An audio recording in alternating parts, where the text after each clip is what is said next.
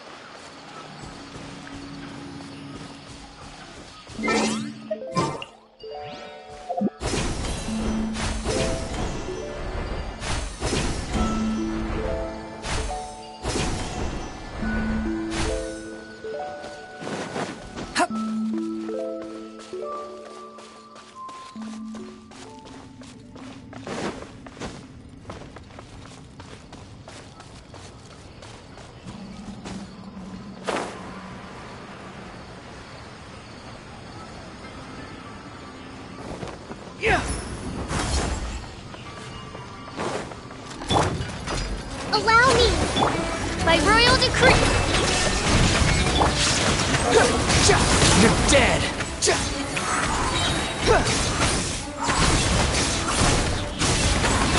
Cry louder! Shine down! Covenants of the deep! Hold the line!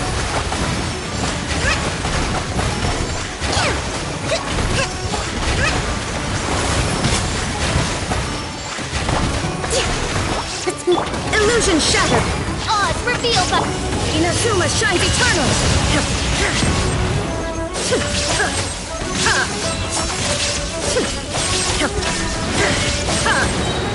Midnight Phantasm! Rust and rebuild! Let's move out.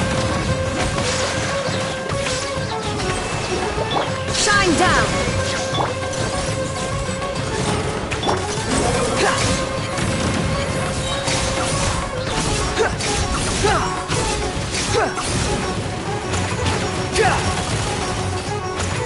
Unsightly insects!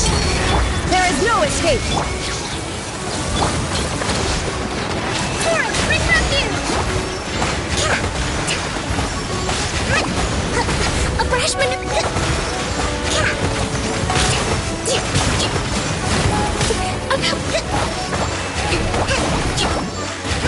As you wish, mate. Illusion shattered! Torn to oblivion!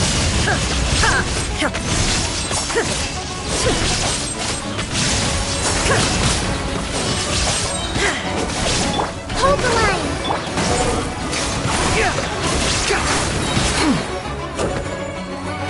Search for it! You dare to gaze upon me?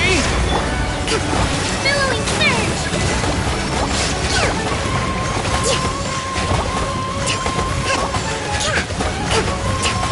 Allow me! Midnight Phantasm! Shine down!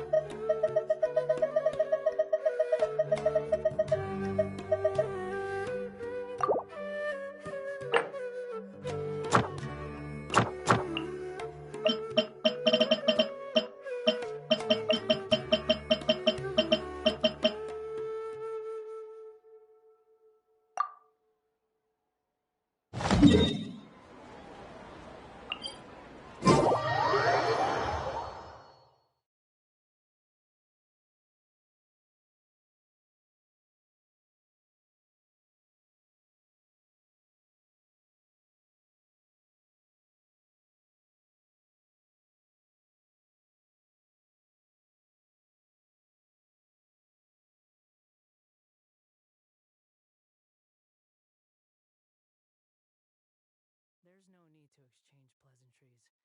It's rather pathetic to force a conversation just to occupy silence.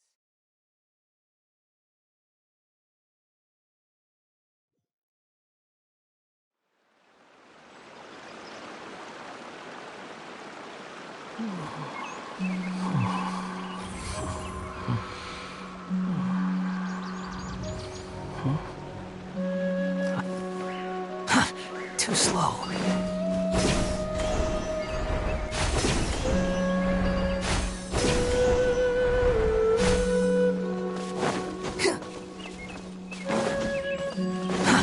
Too slow.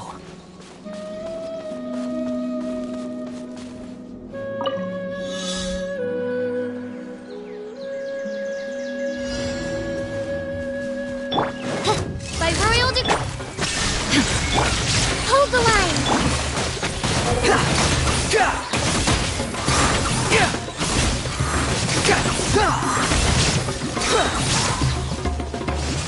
Cry louder! Illusion shattered!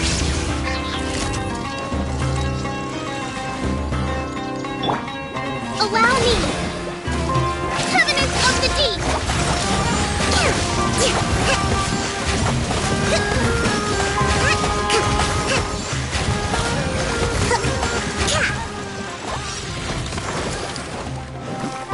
As you wish, Link. Now you shall perish!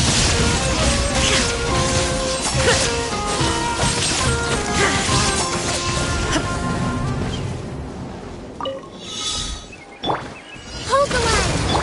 Odds remain. There is no escape! The wind rises.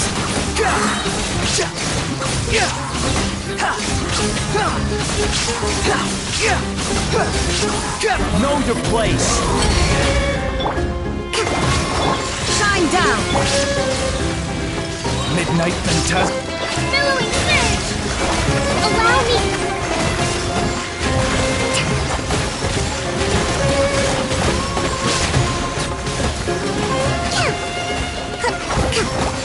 Behold.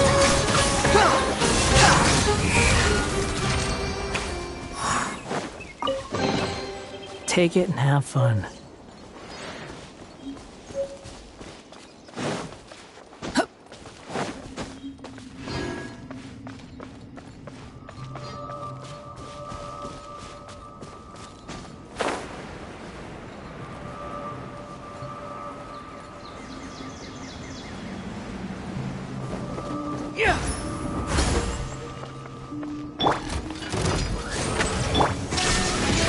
Hold the line.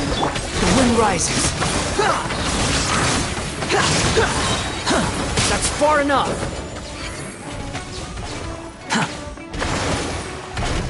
Unsightly insects. Illusion shattered!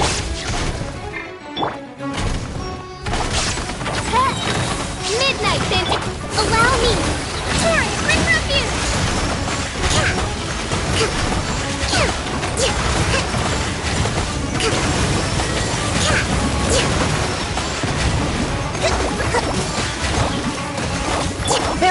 escape.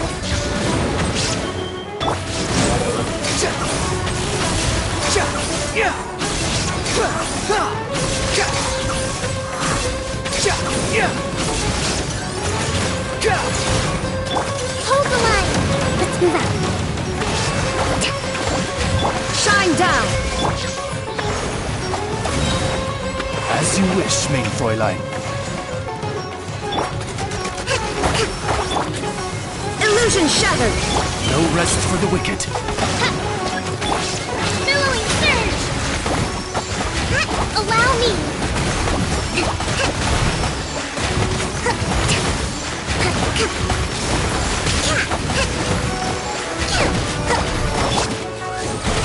Shine down.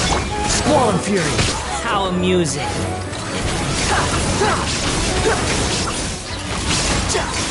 Bow your head.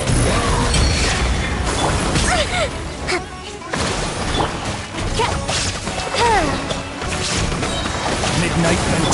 Illusion shattered. Inazuma shines eternal.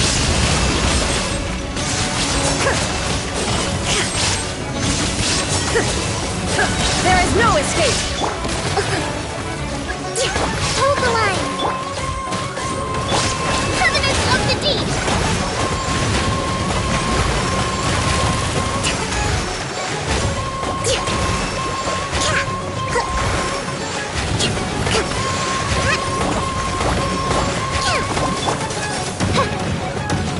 Wings of darkness.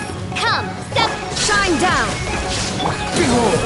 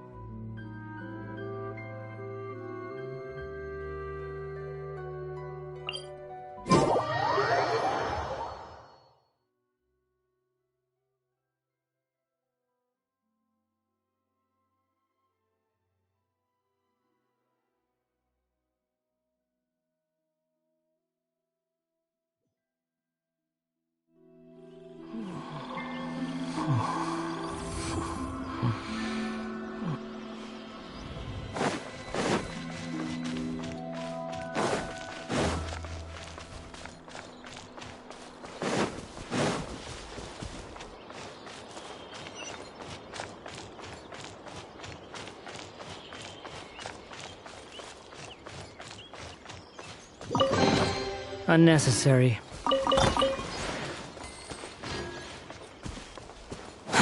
Too slow.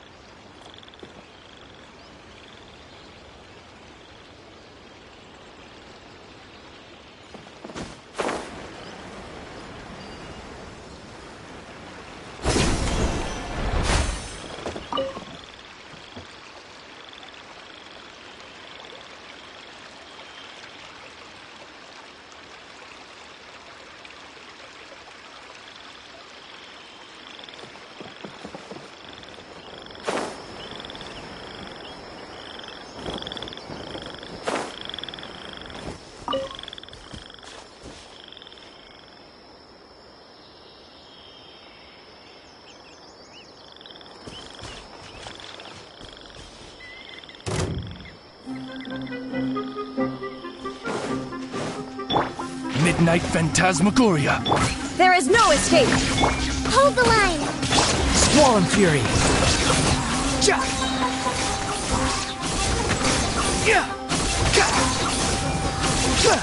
You dare to gaze upon me? By royal Illusion shattered!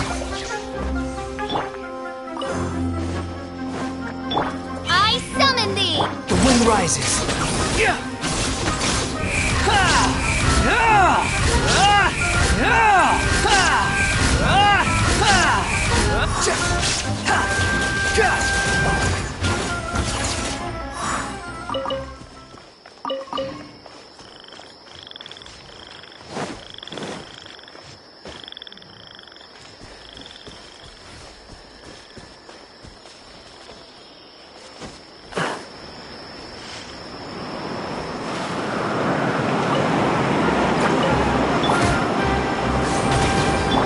No escape! Allow me! Behold!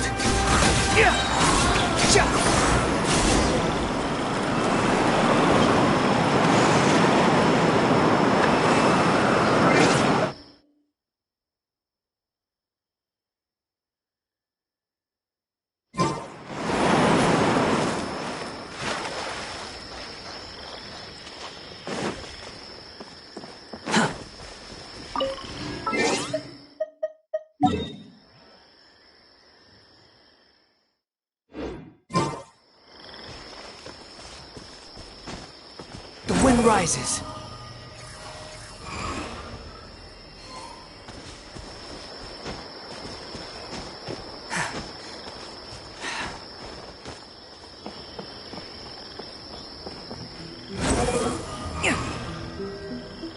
Upon the gale.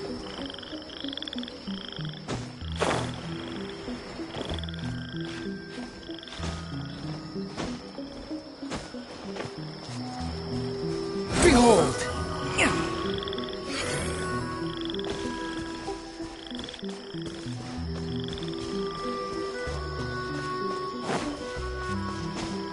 Squall and fury.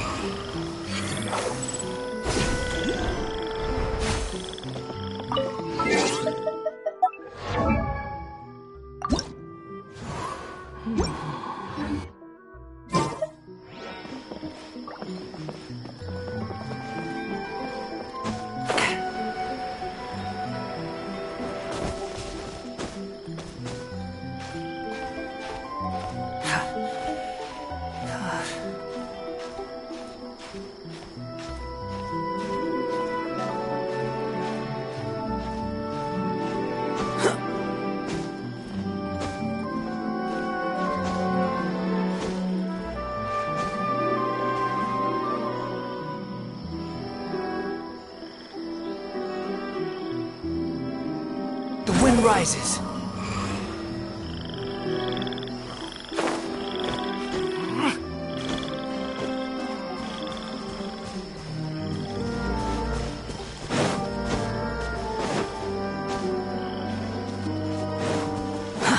Too slow.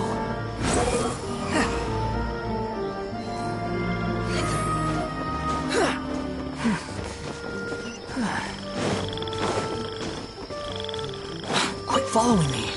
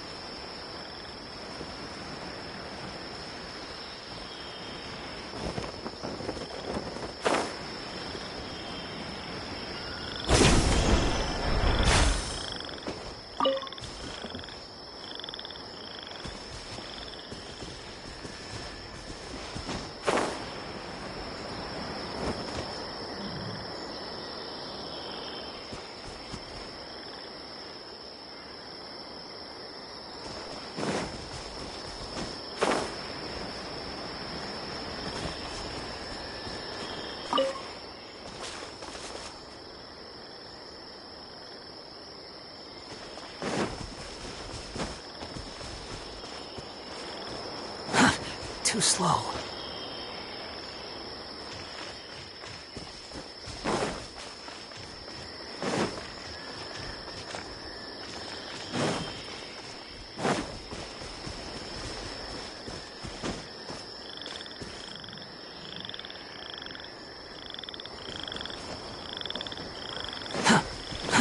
Too slow.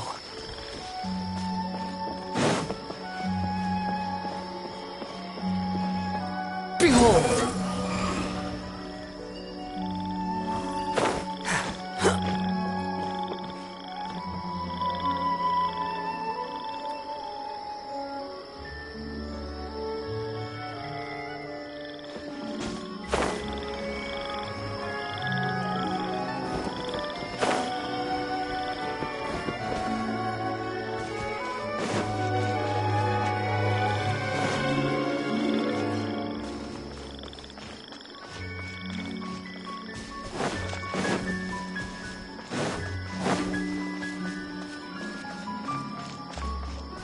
Quit following me.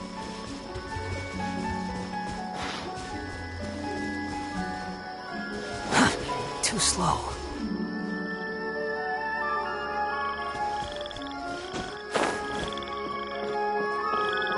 The wind rises.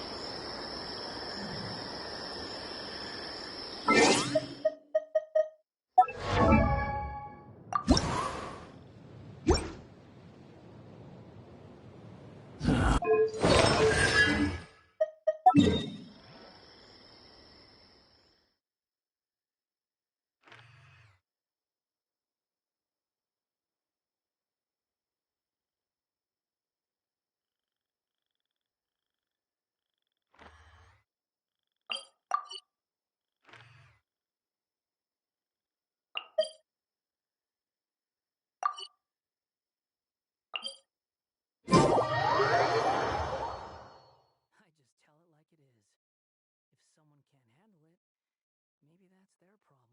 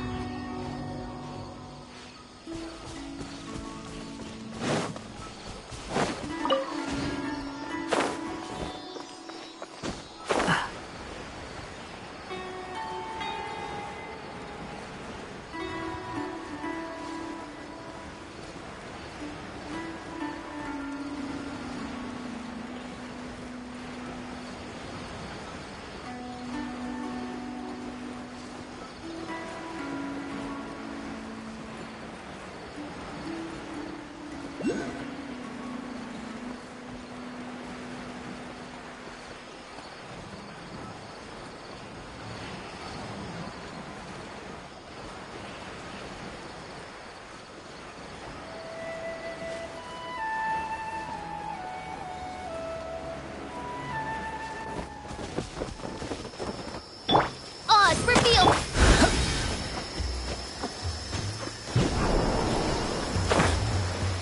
You want to use my hat as an umbrella? The audacity to even make that request.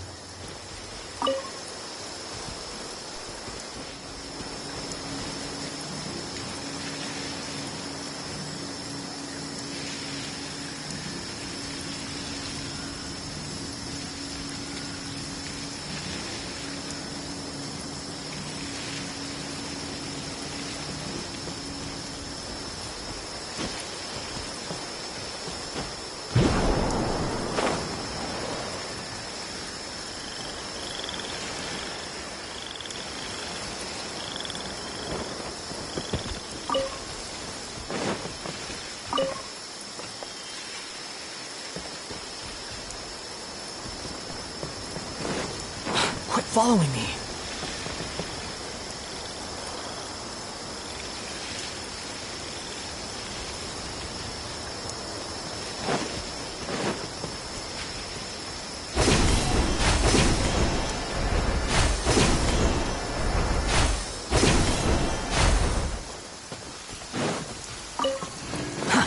Too slow.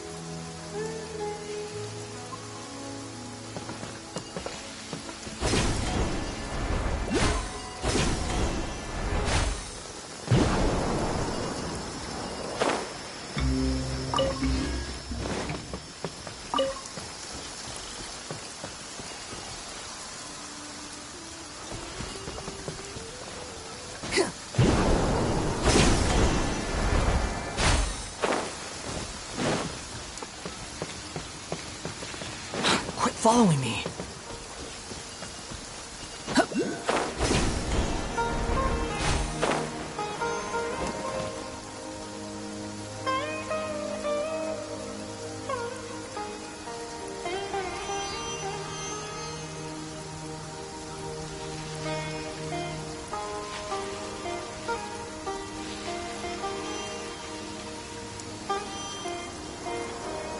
There's no need to exchange pleasantries.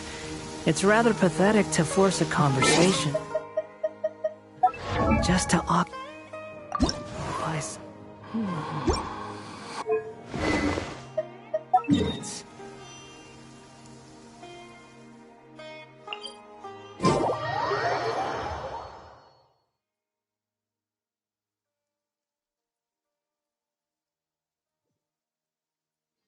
You think I've got a sharp tongue? I just tell it like it is. If someone can't handle it, maybe that's their problem.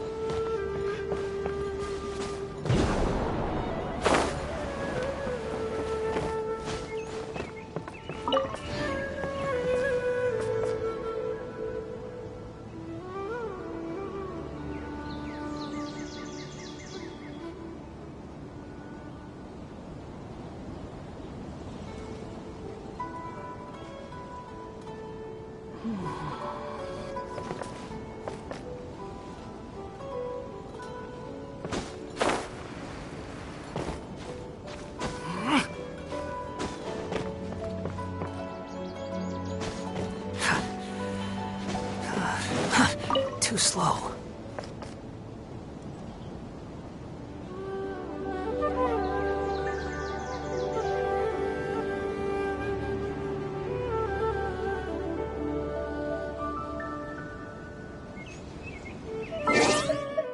There's no need to exchange pleasant.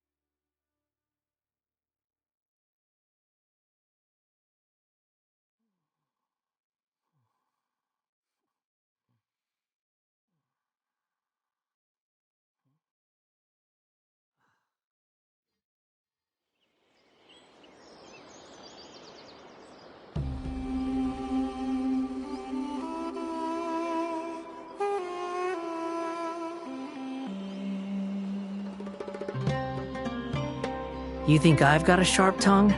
I just tell it like it is. If someone can't handle it, maybe that's their problem.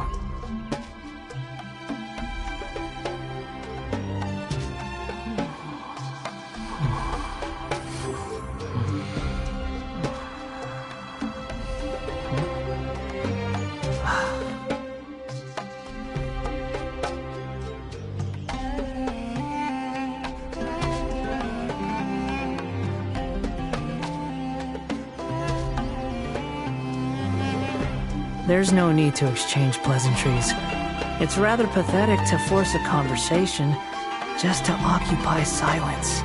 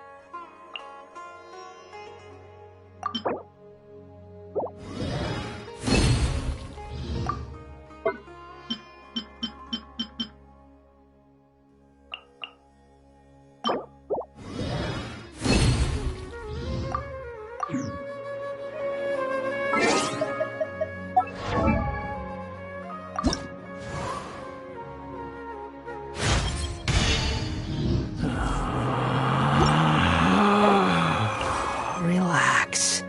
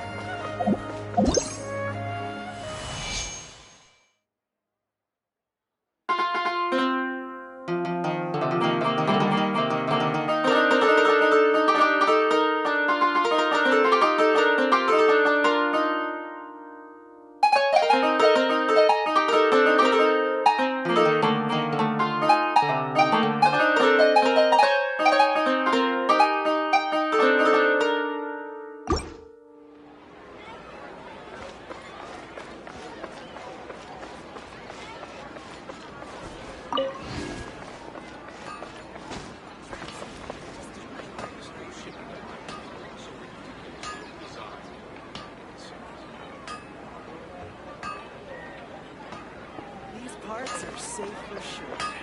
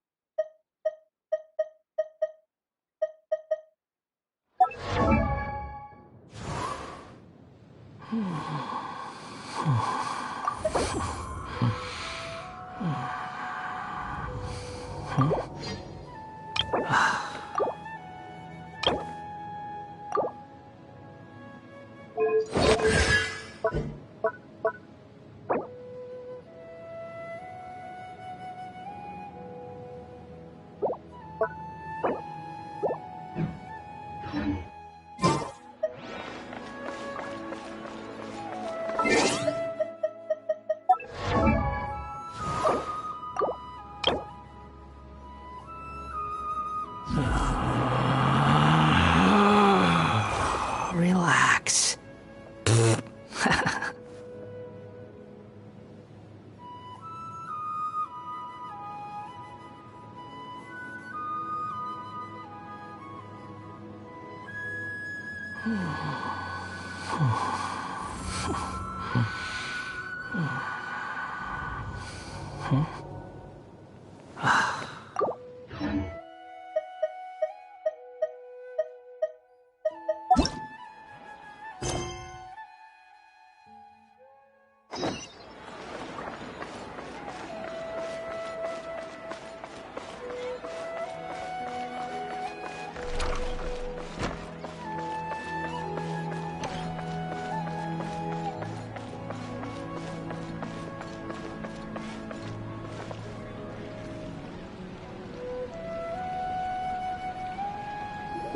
Well, there won't be any problems if the feast starts at that time. Everything has already been prepared. Mr. Zubair, I finished telling things up here. Well, except for the guests. Is a simple reply really that much to ask of our guests? It's affecting our arrangements. Oh, it'll be fine. Besides, it never hurts to get things ready in advance. I was thinking the same thing. The feast will be held sooner or later, right? Hey, Nilu! Traveler, Paimon! We got your letters, so here we are! You're the best! The other guests haven't even replied yet. Huh? Are we the only ones that have arrived? Yeah. I had someone deliver letters to all of our guests. But maybe everyone is still busy with other things. Look, I get it. Sumeru is in an extremely important period of transition right now, but even if your friends are important figures, they shouldn't just ignore your request like this. Nilu is Sumeru's #1 celebrity, after all. You have no idea how happy I am to talk to people with good taste. If you consider enjoying Nilu's dances having good taste, then almost everybody has good taste. Because Paimon thinks everybody will love her performance. That's right. We all think she's amazing too.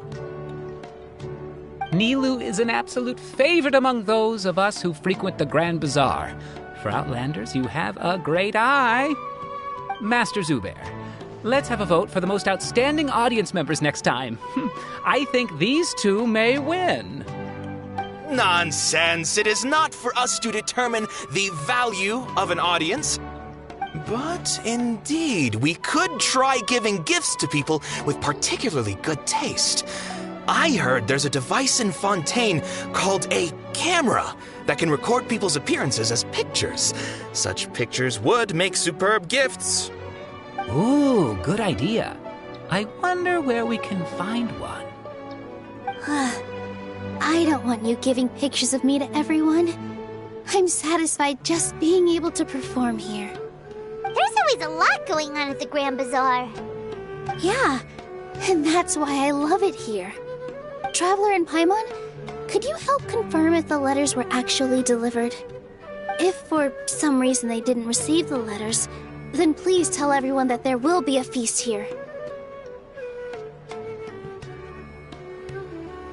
Yeah, we can also check out how everything in Sumeru is going now.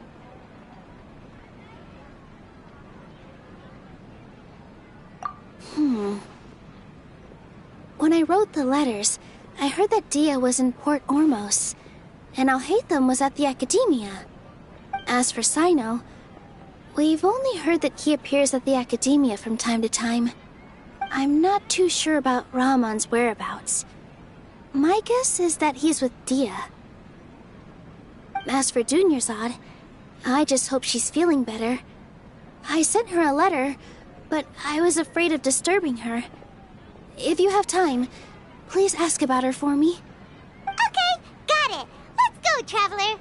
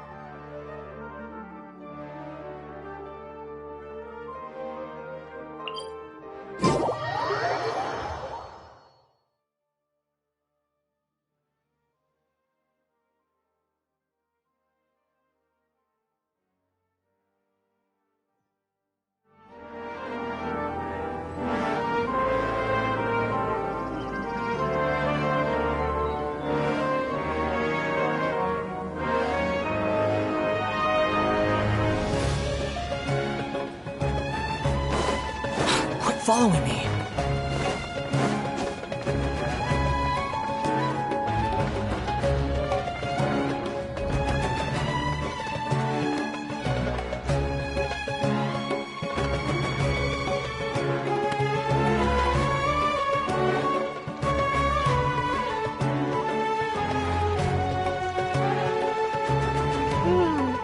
We haven't seen Alhaitham anywhere. Let's ask that person over there.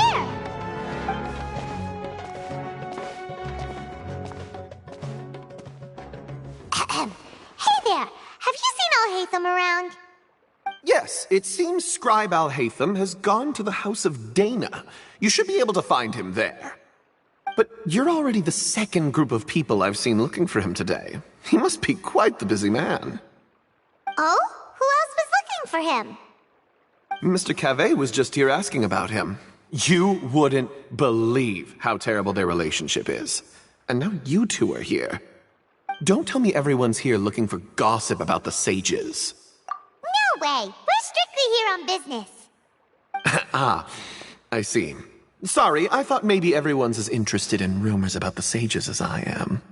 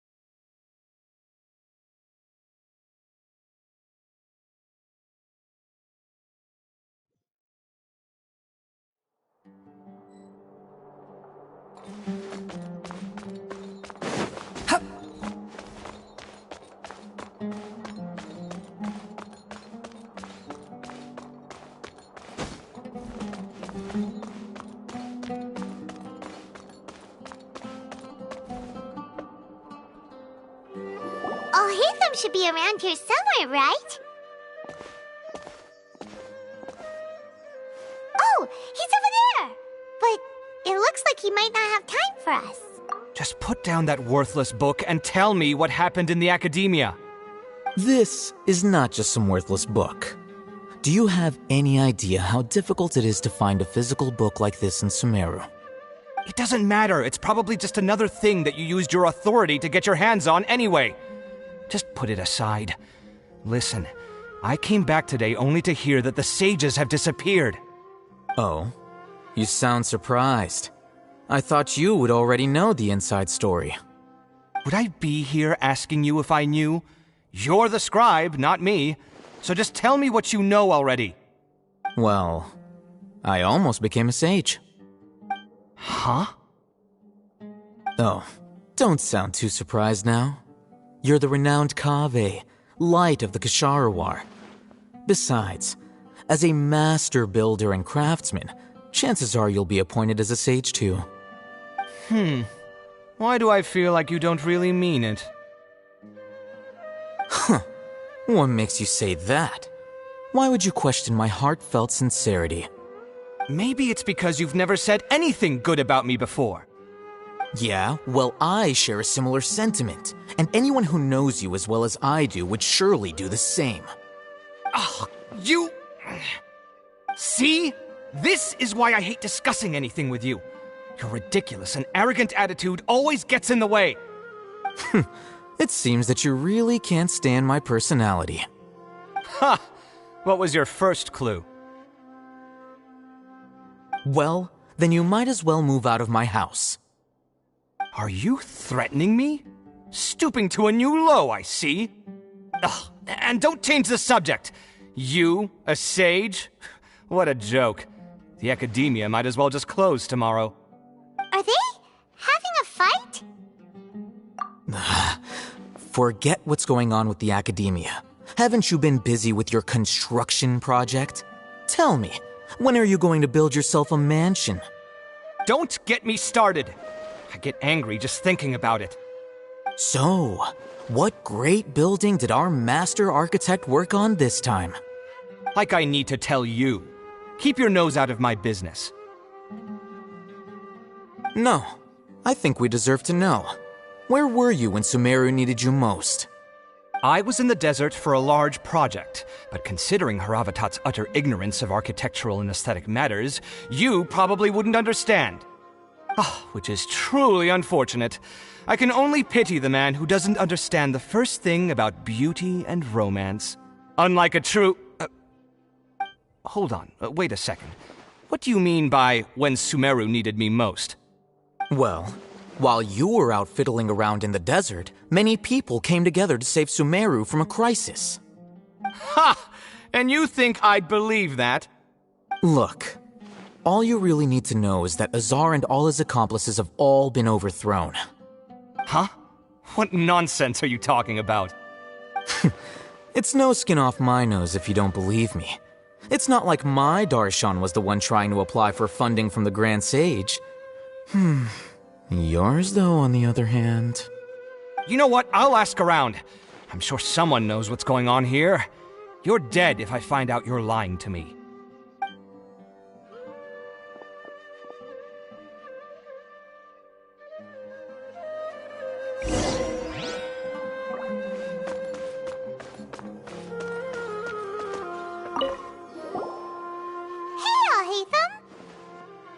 Oh, it's you two.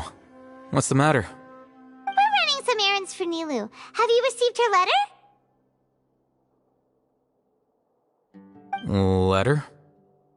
Nilu said she sent out a letter inviting everyone to a celebration feast in 2 days at the Grand Bazaar. We'll also be celebrating Zaino's reinstatement as General Mahamatra. If she addressed the letter to Al-Haytham of the Academia, then the letter should have gone to my office. I've been busy these days, so I haven't had time to check for any new mail at my office. I only now have some free time to attend to personal matters. Have you always been so busy with your work? Of course not. I'm only busy these days because several sages have been dismissed recently and the whole academia was practically turned upside down. Kainari told us they all went to train in the Avidia Forest. Apparently they will spend the rest of their lives there. That is already the best possible ending for the likes of them. 4 of the 6 great sages were possessed by their desire for power and attempted to create a new god. In order to pull it off, they even imprisoned the other 2 rational sages. To imagine such things could take place in the academia. I don't know where to begin. Yeah, you're right. Huh. Feels kind of strange to hear them called that after all this time. But then again, the 6th grade schools sounded pretty impressive too. Yes, at least that's how they're supposed to sound. It's said that when the academia was first founded, the Dendro Archon herself established the 6 great schools, each representing one of the 6 different types of wisdom. Numerous Darshans have sprung up and faded. Only the 6 Darshans attaching themselves to the 6 great schools have stood the test of time and obtained permanent seats in the academia. Now, the 6 Darshans are nearly synonymous with the 6 great schools, and the leaders selected for the schools are the 6 great sages. Among the 6 great sages, there is one central leader, the Grand Sage. Unfortunately, only the sages from Vahumana and Amorta remain now. They were imprisoned for opposing Azar and were only rescued after Azar's downfall. So who's managing things in the other 4 schools now? Do they need to find someone new? Yes. Normally, new sages are selected based on a strict set of criteria. Oh, didn't you just say something about becoming a sage? If they pick you, then we'd have a huge connection in Sumeru. Yes, about that. You didn't let me finish my sentence. The person in charge of personnel affairs nominated me to be the Grand Sage in place of Azar and help Lesser Lord Kusanali manage the academia. But I refused. Huh? But why? Can't you be a little more ambitious? I'm not even interested in being one of the 6 great sages. Like I said before, I don't like being a leader. Oh, all right. So are you busy these days trying to find others to take the job? That's not my job either. I'm only responsible for handling important affairs within the academia before the new sages take office.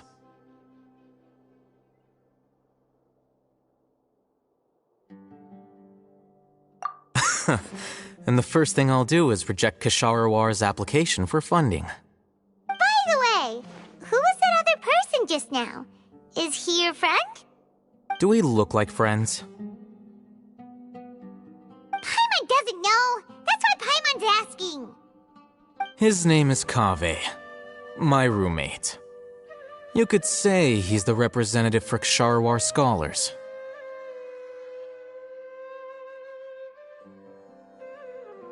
Which is exactly why he always has so many problems. So everything that's happened recently must be a huge change for the people of Sumeru.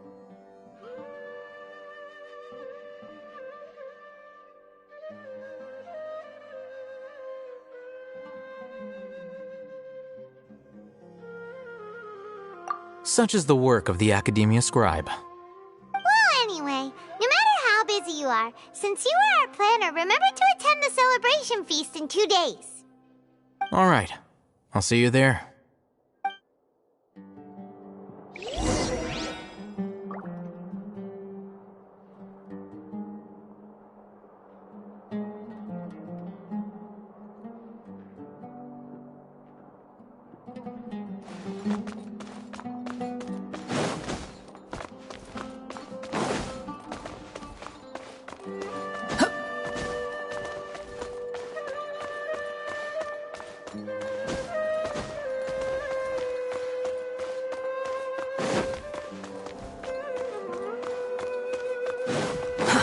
Too slow.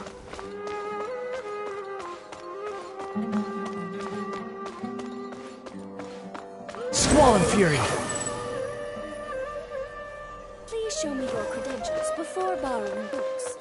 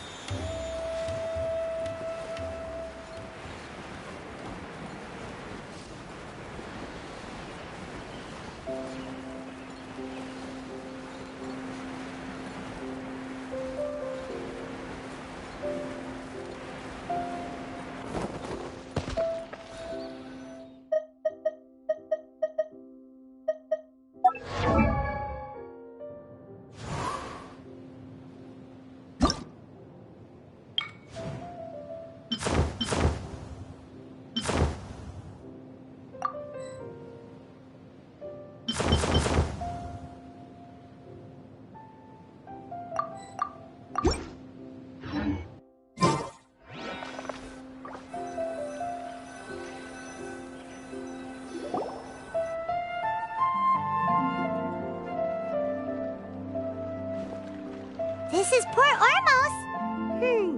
Now where could... Is that Paimon I hear? Huh? Oh, it's been a while. How are you doing? Dunyarzad! It's been so long since we've seen you!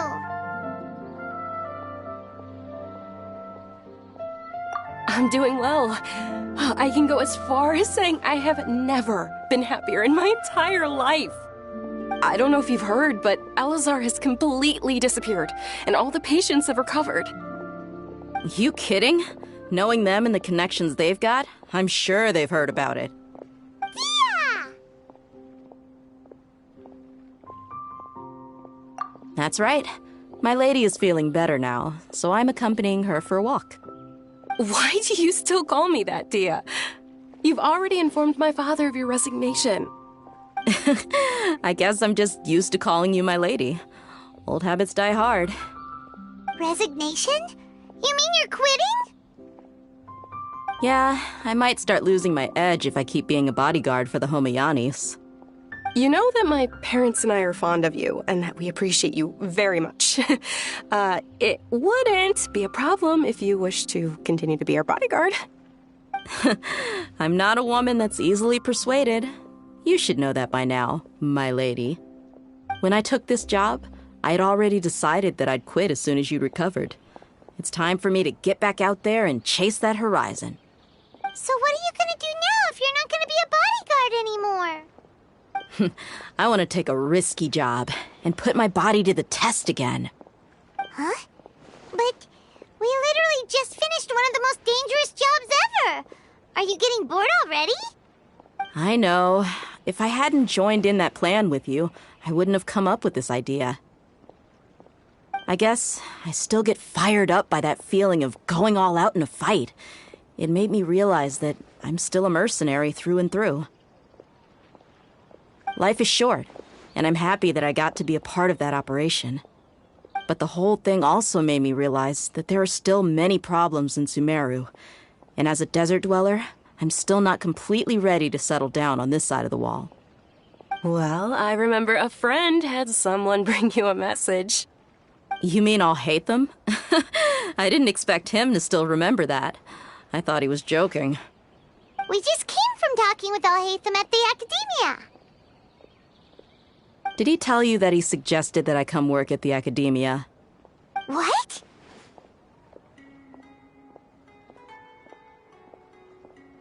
I heard that Azar and his cronies fell from power, and Alhaitham told me that now was a good time to find a job in the Academia, but only if I wanted to. Whoa. Paimon can't see you being anything other than a mercenary. Me neither.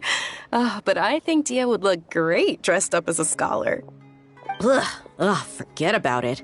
I wouldn't last 10 seconds in there. Alhaitham probably just liked the way I worked and knew I'm good in a fight, so he suggested I find some work in the Academia. But you know, if you take him up on the offer, Sino might actually agree and let you become a Matra. Because you're super amazing! The Matra have all the talent they need as long as they have Sino. I prefer to be free to live however I choose. In fact, I chose this job from the very start because I knew it'd be right up my alley. Even if being a mercenary means facing all kinds of danger. A lion has to return to the wild sooner or later. If anything, being your bodyguard has been unfamiliar territory for me. I don't want to see you go, but I'll respect your decision. I'm glad to hear you say that. Come on, no need for the sad face. It's not like we'll never meet again. Once the whole Dendro Archon thing is settled, everything in Sumeru will take a turn for the better. That makes me happy too. But a peaceful society will probably mean less demand for mercenaries like me. Before long, we'll be a dying breed. So I'd better get to work while I still can. Huh? But wait a second! You make it sound like you're leaving now! Well, no, not yet at least. I promised my lady I'd stick around until next week. So, have you been in Port Ormos this entire time? We were wondering if you had received a letter from Nilu. Oh, did Nilu write to us? She heard that you were seen in Port Ormos, so she sent the letter here. Huh. It was probably sent to the inn that we're staying at. My lady has been very energetic lately and keeps taking me on hikes, staying out even into the night. By the time we get back, the receptionist is usually off napping on the job. Right, and we tend to leave quite early in the morning, so the old man on duty is also usually dozing off. So what it really sounds like is that the person on duty is always asleep. I bet the letter's at the reception desk. I'll go check later. No wonder there wasn't a reply. You never received the letter. Good thing Nilu asked us to come and check on that. Sorry to make you two come all the way out here. It must be something important for Nilu to specifically write to us like that. Yes, she said they were preparing a victory feast in the Grand Bazaar, and will also be celebrating Sino's reinstatement as General Mahamatra. She was hoping you could come. Great! I'll be sure to attend. Count me in too. But is there some sort of dress code or anything for the feast? Can I just show up looking like this? Since it's being organized by Nilu, I don't think she'll be too picky about that. If anything, I think she wants to see us as our most natural selves. All right, then this is how I'll show up. The feast will be held in 2 days, so don't forget. Sure. Thank you so much for letting us know. We'll see you there. Oh, by the way, do you happen to know where Sino and Raman are? The General Mahamatra always comes and goes without a trace. Normally no one knows his whereabouts. Oh. But last time we met, he mentioned that he had something to do in Aru village. You can try your luck there. As for Raman, your guess is as good as mine. I only remember he said that he had something to discuss with Sino. You can ask Sino when you meet him.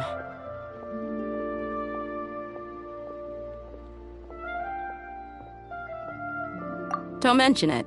You'd better get going. All right, on to our next stop.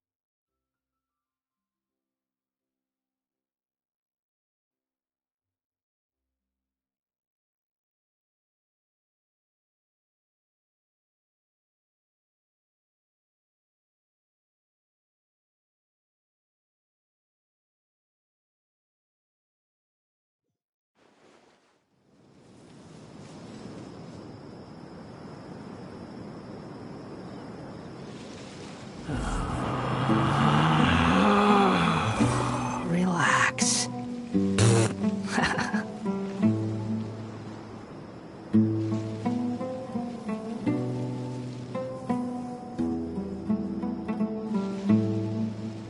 I'm not going back there. I'm so glad Grandpa's okay. The wind rises.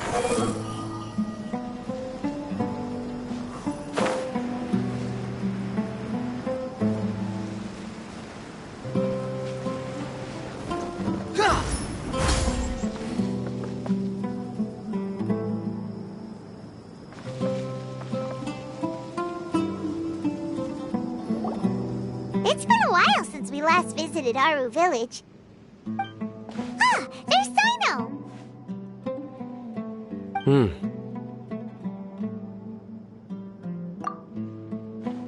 What brings you here? We recovered well, and Tanari agreed to let us leave, so now we're out and about again. It seems Gandharvaville's medical treatment is still as good as ever. And Tanari is recovering well, too. That's good to hear.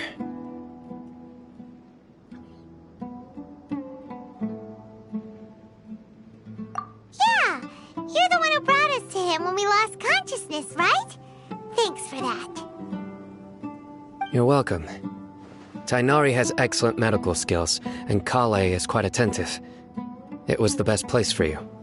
But why are you just standing here like a dead tree? I'm meeting some people. Oh, you mean Candace? I've already talked with Candace and the village chief. They're still at the usual place. You can go there if you'd like to see them. But you know one of the people I'm meeting as well. Oh, by King Deshret's blessing, my friend suddenly appears in the desert. Don't tell me you've run into trouble and need us to help now. Raman! And... huh? Sataria? Oh, you know me? Oh, well, you're pretty famous in the academia. Don't worry, these are our friends. No need to be so guarded. I see. I'm doing well. Many good things have happened recently. Same here. Really, I feel that my whole life has started to shine after suddenly finding a new direction. Oh, tell us everything. Yeah, you go ahead. Alright, well, I suppose I should start by saying I've decided to leave the academia. What? It's not that I've given up on being a scholar. Instead, you could say I've found a new identity. I will no longer pursue research like a typical scholar, but I have not completely given up on my relationship to knowledge either. I can see what you're saying now. What do you mean? I plan to leave the academia and return to teach here in the desert. Wow, so you want to become a teacher? Sataria will return to support education here and teach people from the desert. She can't teach everyone on her own, but there are many of us Eremites all over Sumeru. She came to discuss a collaboration with me and hoped that I could bring her ideas to the Eremites. Yes, it's my hope that the Eremites can help me select a group of smart people with the best aptitude for teaching. I'll teach them, and after they've finished learning from me, they can go educate more people. That is the true meaning of education and the spreading of knowledge. The people of King Deshret suffer from sandstorms, exile, and ignorance. Miss Itaria is more than welcome to come teach here. Her arrival is like a star shining in the desert night. The stars have always guided caravans, thieves, soldiers, and travelers who get lost in the night. They lead those in the dark out of trouble and back to safety. Oh, please, where's all of this coming from? I'm starting to feel a little embarrassed. You deserve these compliments. Mercenaries are accustomed to danger and don't fear death, which is why we recognize extraordinary actions that common people would easily overlook. Sataria's idea will bring much good to many people. At first, I feared it was destined to fail. Everyone knows that the academia doesn't allow scholars to teach in the desert without permission. As you know, all knowledge is under their surveillance and control, and very few desert dwellers are as lucky as me. But what I heard at that time has been haunting my heart, as if there were lightning bolts constantly bombarding my soul. Sataria, you tread a treacherous path, and the longer you ignore it, the tighter the academia's grasp on you will become. Sataria, why haven't you gone home? Never forget that the desert that belongs to you lies elsewhere. Miss. These words sparked something in me, and I knew that I had to bring something back to my people after going home. I gathered up the courage to approach the Grand Sage, only to find that he was no longer at the academia. Lord Sino told me that Azar didn't belong there anymore. Azar has received much-needed punishment. Though, if you ask me, it may have been too light. You probably have already heard.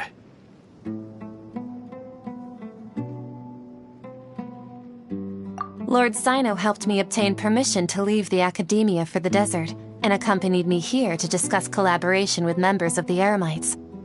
My plan was able to go smoothly thanks to him and Raman. You're all doing so much for the desert. Aside from that, I also have some other business to discuss with Sino. Lesser Lord Kusanali has allocated many resources to support and develop the desert. I've done some business for her, and part of it required the assistance of the Eremites. I applied for a few batches of educational materials from the academia, and sent them to several groups in the desert, as instructed by Lesser Lord Kusanali. I believe the people will make good use of them. That's exactly what the people here need. Physical books and other related items. If it weren't for Sino and Lesser Lord Kusanali, I'm afraid we'd never be able to get our hands on them. Apart from this, the academia is also recruiting scholars that are willing to teach in the desert. I'll let you and Sataria know as soon as I have any more news. We must be persistent about this, and maintain these resources to ensure long-term effectiveness. This is the first time in hundreds of years we've had a glimmer of hope. I think this may be the turning point for the desert. Remember these words. Here lies our faithful priest, Kasala. His wisdom is a miracle among the people, deserving of high praise and admiration. I hope people with wisdom like that priest will rise again among the desert dwellers. Then we'll once again see the wisdom and glory that once shook the world. Enough about us. Are you here to discuss some business too? No, not at all. We're actually here on behalf of Nilu. Nilu wanted to write to everyone, but she wasn't sure where the letters should be sent, so she asked us to come find everyone personally. A celebration feast will be held in 2 days at the Grand Bazaar. She hopes that all of you will be able to attend. At the feast, we'll also be celebrating Sino's reinstatement as General Mahamatra. Although, judging from your appearance, it seems you've already been reinstated. Paimon thought you would only start working for the Academia after the feast. Celebration? Feast? It's the first I've heard of it. Tighnari was right. He really didn't know. This feast is for you, Sino. Sounds to me like you'll have to be there. It's rare to see that kind of expression from Lord Sino. You must not like feasts very much. No, not really. But I'll go. Well, I still have a lot to handle here. Besides, I need to look after Miss Sataria in the desert, so I'll have to pass. I'm afraid I won't be able to join you. Although, if you'd be so kind, please give a message to Miss Nilu for me. The message is, I'm sorry for how I treated you before, but now I understand the beauty of your dance. It's like a light shining in the sky. You and the art you symbolize are not only beautiful, but also lively and powerful, so much so that it was prohibited. Please keep dancing, and someday I'll be able to appreciate your art in person. Okay, we've got all that down.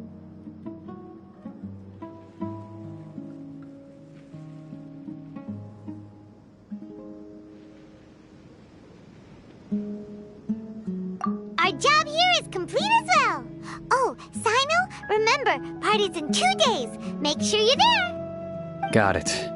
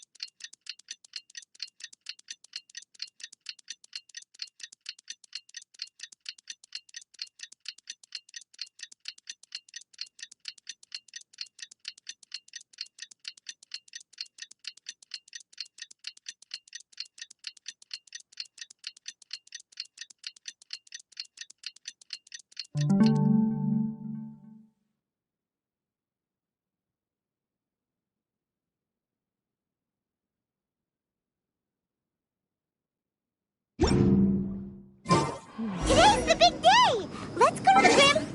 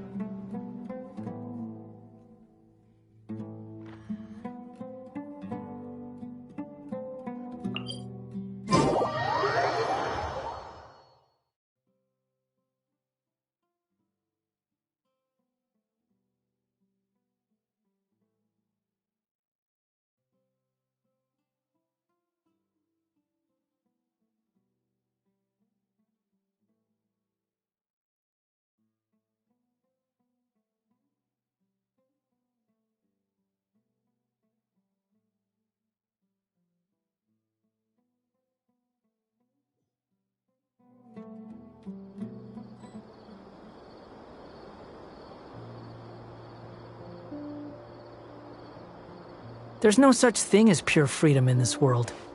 Even the wind cannot blow on forever. Quit following me.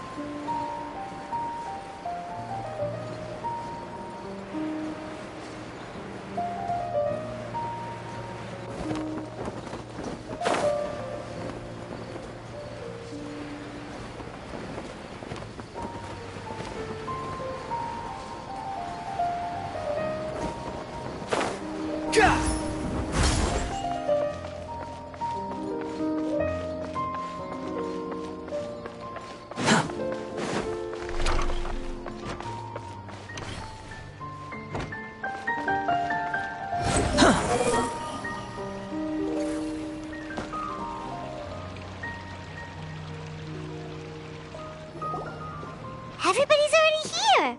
Looks like we're the last ones to arrive. You're here. Ah, there you are.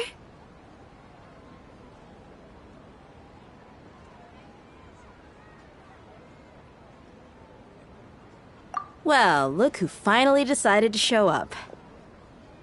You look like you came here immediately after finishing up some work. I'm very happy to see you here. But we're not late, are we? It's just that everyone else arrived ahead of time. I propose that the last one who arrived be put in charge of today's speeches. Nah, there won't be any speeches today. Oh, really? Well, even better. Come join us over here. Let's share some great food and drinks, and chat about all sorts of fun things. Everything looks quite good. Wow! Paimon can't wait! Traveler, just look at all the delicious food here!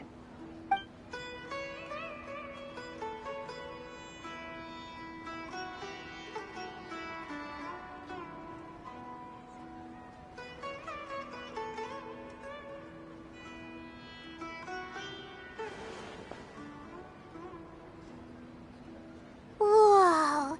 It's so delicious! Oh, this grilled meat tastes amazing!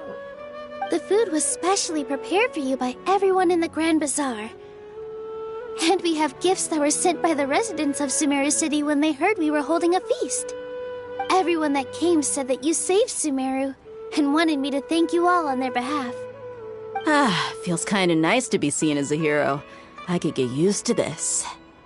Being a bodyguard is also a hero's job. You've always been amazing, Dia. My lady sure has a way with words. Thanks. I'm glad to hear it.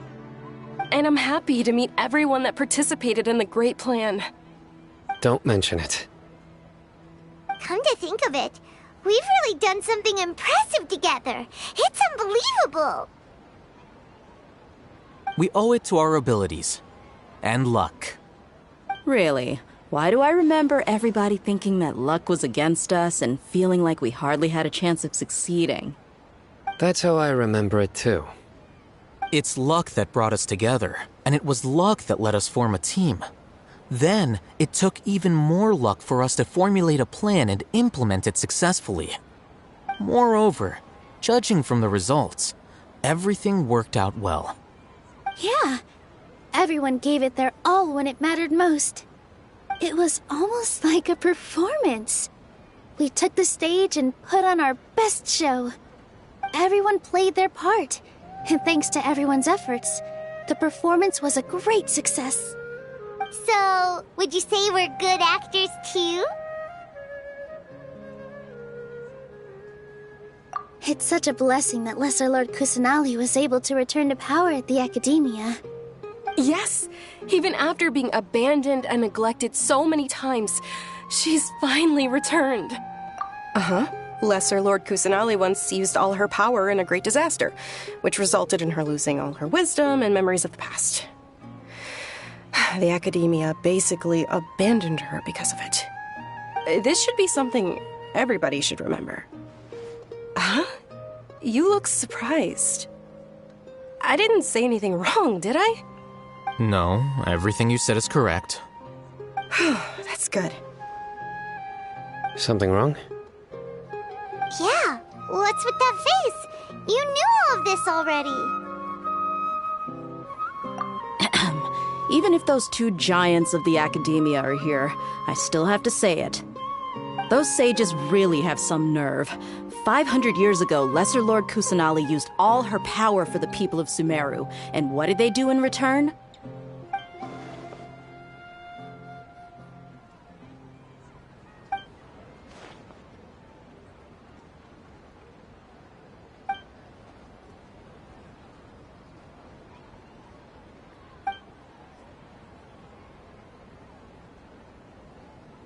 If you bite the hand that feeds you, don't act surprised when it turns into a knuckle sandwich, right, Sino?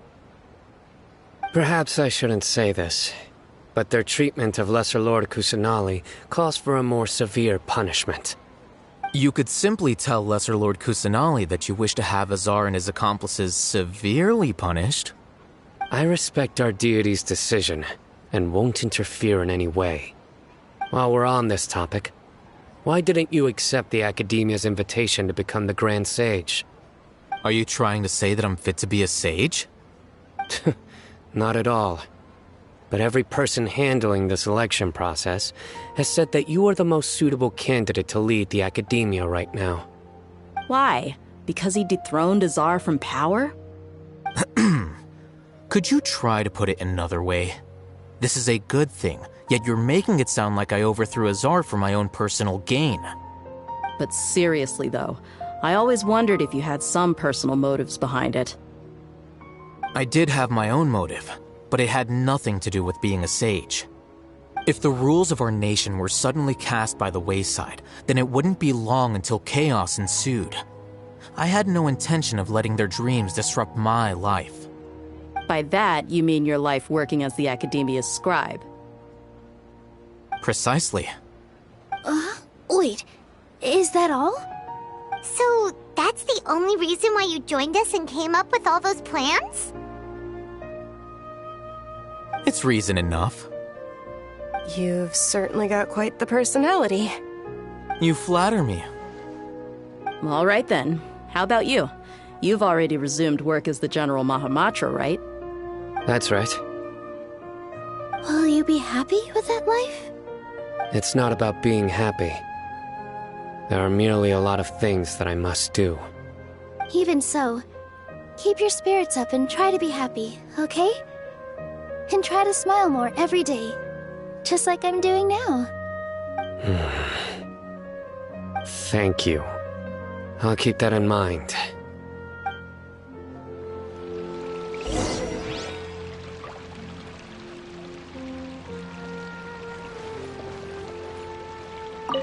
Ah, there you are, traveler. Well, How is it? It's the first time You see, make sure you live it up tonight. I'm honored to have her think of me this way. If I have a chance in the future, I would really like to invite her to one of my performances. I can't explain.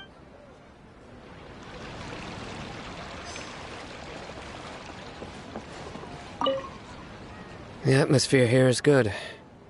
And everything is delicious. I don't often have a lot to handle these days.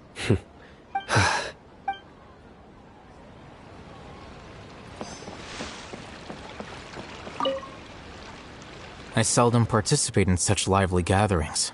But the atmosphere... No. The Grand Bazaar... That happiness... Oh well.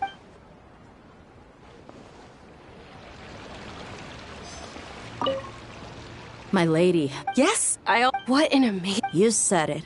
Oh, look who else is here. Hello. Oh, I'm so happy Nilu invited... Hey, less of that polite chit-chat and more eating and drinking. The feast is about having fun, not stuffy formalities.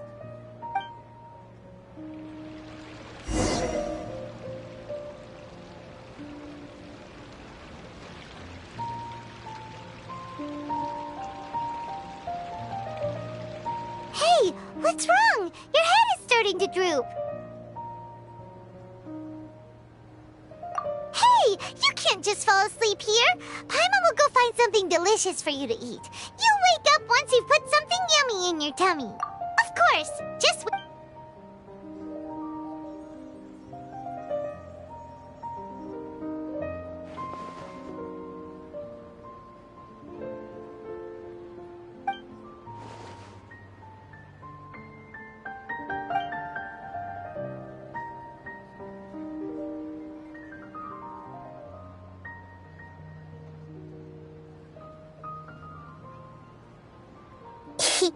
It's me.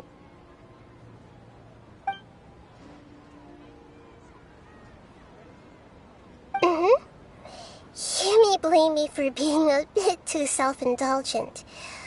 I was thinking about talking with you, and the next thing I knew, I had made a connection with you. The connection between us is amazing. It's like flora and the fence it grows upon.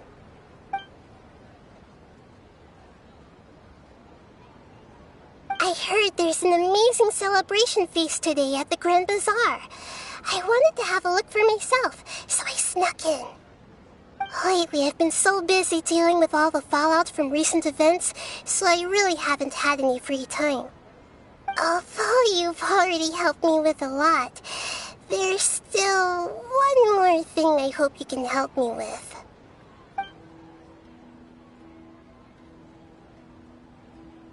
Please say thank you to everyone for me.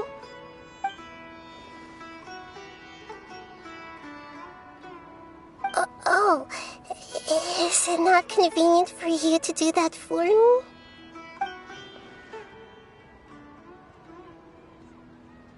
But if I just show up all of a sudden, people will become all quiet and stiff, won't they? What if I end up scaring them and ruining this wonderful feast? That'd be the last thing I want.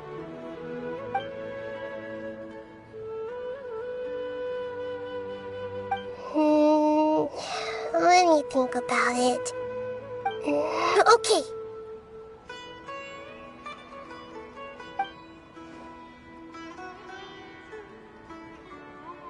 Yes, I have.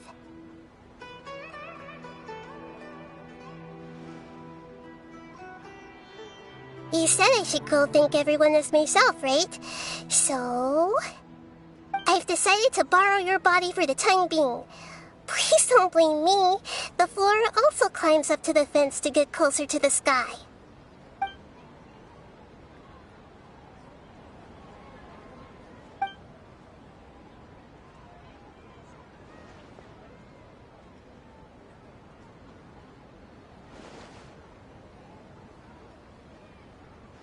Everyone! Are you awake now? Paimon was just about to bring you the food. It's me. Huh? That voice. Nahida? Hold up. What's going on? I didn't expect to have a conversation with the consciousness of Lesser Lord Kusanali in the Grand Bazaar. Interesting. Is this also a part of the feast? No, of course not.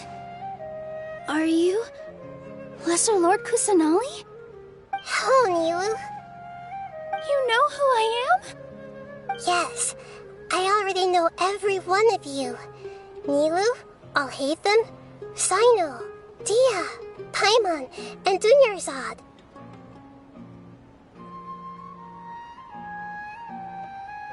Lesser Lord Kusanali? I took the liberty of occupying the traveler's body so that I could thank all of you in person. Thank you so much for rescuing me, even if that meant placing your own safety in peril and taking the risk of becoming enemies with the Academia, the sages, the doctor, the balladeer, and even the entirety of Sumeru. Without you, without any of you, I would have been in a much more difficult situation.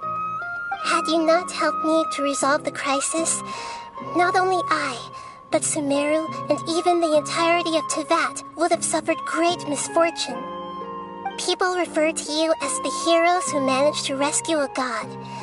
I'm quite fond of this name. It not only explains your identities, but also bears witness to your relationship with me. Please, allow me to present to you my most sincere gratitude. Lesser Lord Kusanali, you have done so much for Sumeru, and I didn't even have a chance to do anything for you. You don't have to do this. Dunyarzad, the suffering you endured during your illness is also proof of you being with me and praying for me. Thank you. You don't need to be so ceremonious. It's always been my duty to protect you. This is how the relationship between the Academia and Dendro Archon should be. We just did what was necessary and set things back on the right path. You're an Archon, but you act so humble. You really don't need to be so polite with us. I'm honored to have been able to take part in this plan. I hoped you liked the dance I dedicated to you. Thank you, all of you. Thank you so much.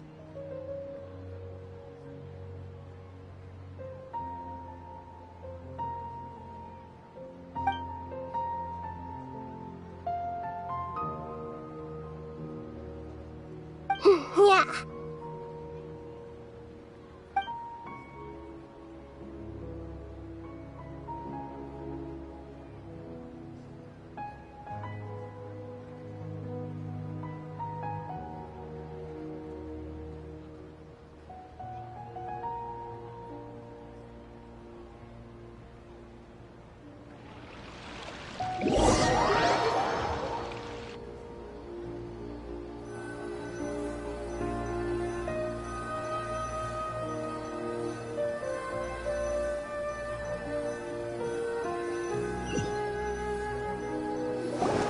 Awake?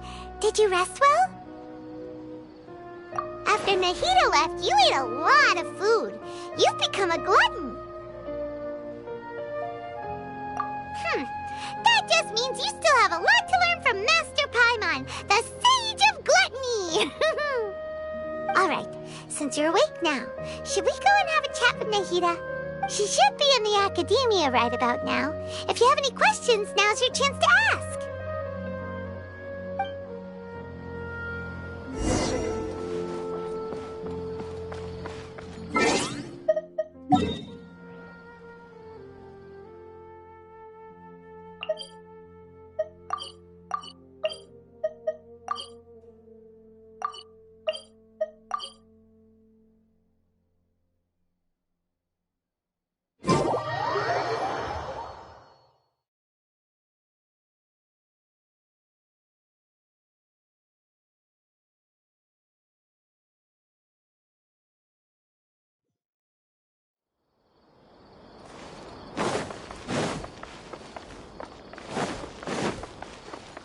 Squall and Fury!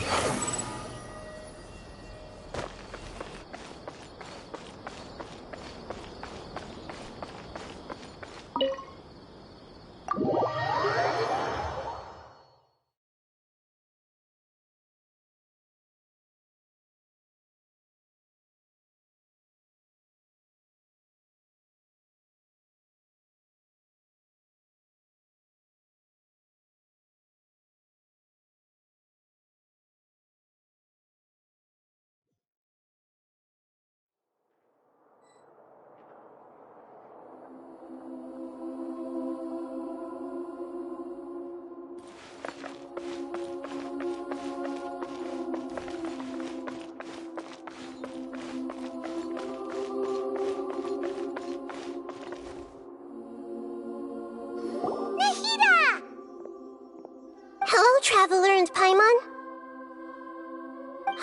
What a fantastic night. I'm still immersed in all the happiness and joy, like a candle floating on water. So are we, and that's why we're here to talk with you. Is there anything you want to know?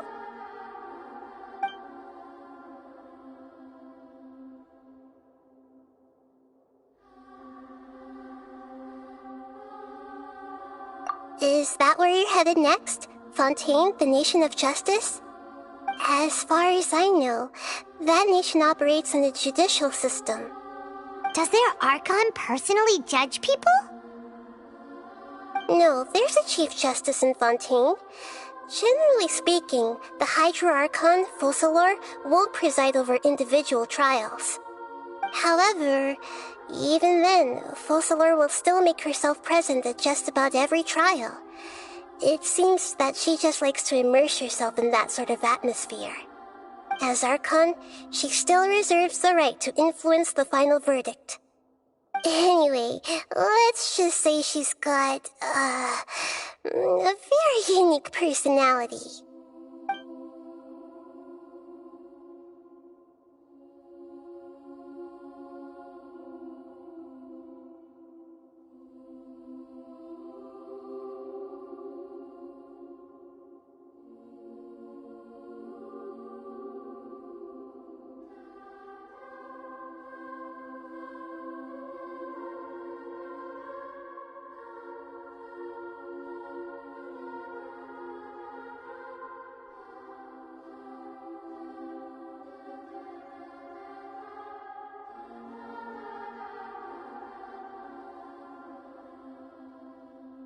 After recent events, the Akasha can no longer function as it used to. I've given it some thought, and have decided to shut it down permanently. But this is definitely not a bad thing. Even from the beginning, I've been planning to shut it down. The Akasha's centralized administration of knowledge has always restrained people's curiosity and curtailed the number of paths available to them. I don't think this is good for Sumeru. Although people may initially feel a little uncomfortable with the loss of the Akasha, they will soon understand that this life is more suitable for them. And as for the future of Sumeru, I'm preparing to regain control of the Academia. The former sages have received their punishment, but the new sages have yet to be selected. I will oversee the process personally. I hope that the new 6 great sages will be more focused on academics. Sumeru needs such leaders more than ever. The other big issue is the people of King Deshret. All the residents of the desert, in fact. They have been mistreated for far too long. I've already taken some measures to address this. It will take some time to rebuild everything, but no matter if it's culture, friendship, or trust, we will rebuild it.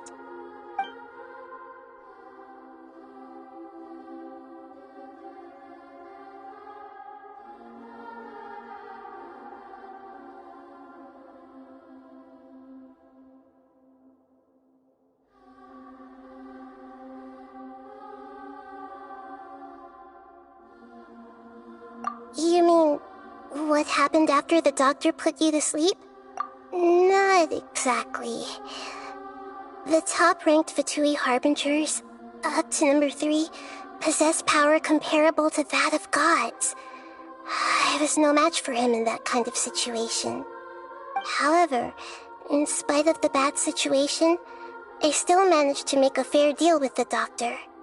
I'm sure you remember the entity that changed your fate. The Heavenly Principles.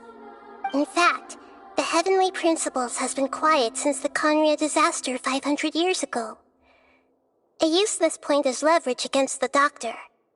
I told him that the Heavenly Principles may be awakened if I destroy the Gnosis.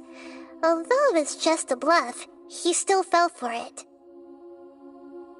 I assumed that the Heavenly Principles wouldn't just stand by and let such extensive damage to its laws take place. And as for what I exchanged for the Gnosis, the exchange served as both punishment for the doctor, as well as a boon of new knowledge that I couldn't refuse as the god of wisdom.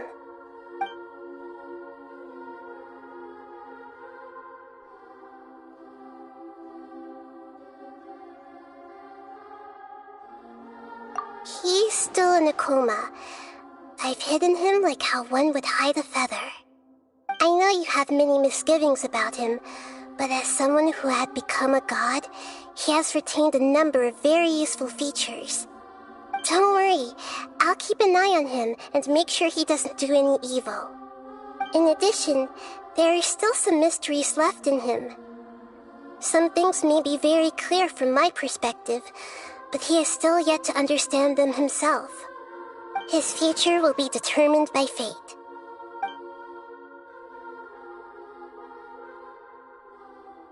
Are you sure? Isn't there something else you haven't asked about yet? Huh? You mean... About your brother. While you were resting at Gandharvaville, I took some time to perform an Irminsul search for information on your brother. Yeah, isn't Irminsul a repository for all the information and memories of Teyvat? So there shouldn't be anything on her or her brother. This is true in your case. Irminsul indeed does not have any information on you. However, there must be something different about your brother, because as it turns out, the world has recorded information on him after all. What? There's only one possible explanation. He belongs to this world.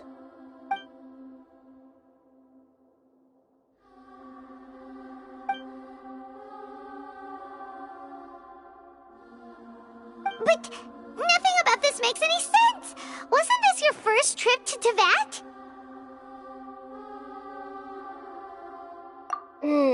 According to the records I was able to access, your sibling suddenly appeared in Conria.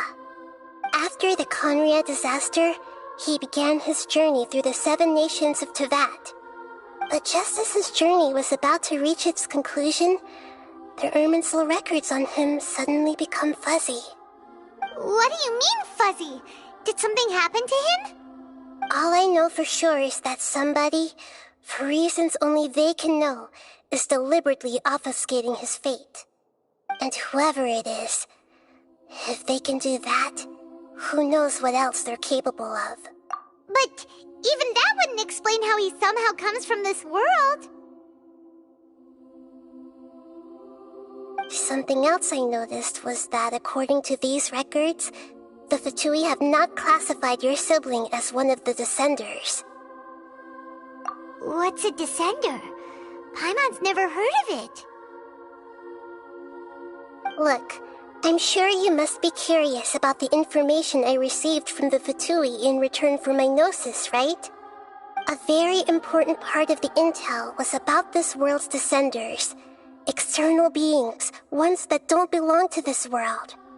Traveler, you are Teyvat's 4th Descender. Huh? So the Fatui count 3 other Descenders before the Traveler, and her brother isn't even one of them? That's right. My current hypothesis is that the first Descender was likely what we now call the Heavenly Principles. As for the other Descenders, I still need to verify their existence. It could take me some time. Paimon's head's about to burst from all this crazy new information. And yet, even knowing all this, I'm sure you must still have a lot of unanswered questions. I must say, I truly regret that I can't help you more as the God of Wisdom. There are many questions in my heart as well. I will need some time to go through each one of them. And soon, you'll also begin your journey anew and depart from Sumeru. I'm very interested in your future. It's a journey that can't be observed or recorded by this world. If fate is the ultimate knowledge, then your future will be the ultimate fate. Paimon's sure glad we got to meet you, Nahida. The pleasure is all mine. I can't thank you enough. Alright, that's enough talk for today. If you ever miss me, just close your eyes, and maybe I'll appear in your dreams.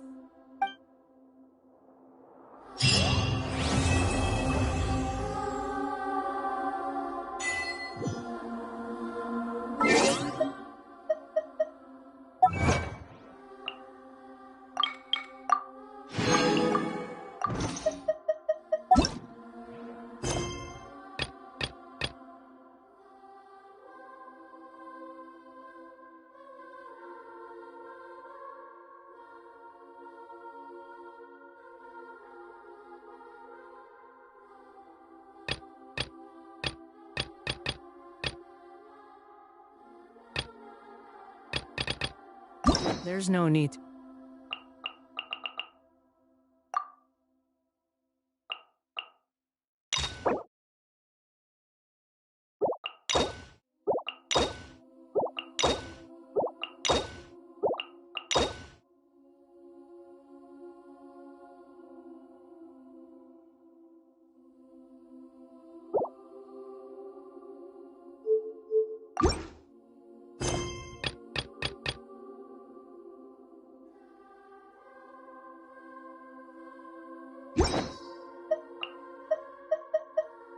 Exchange pleasantries.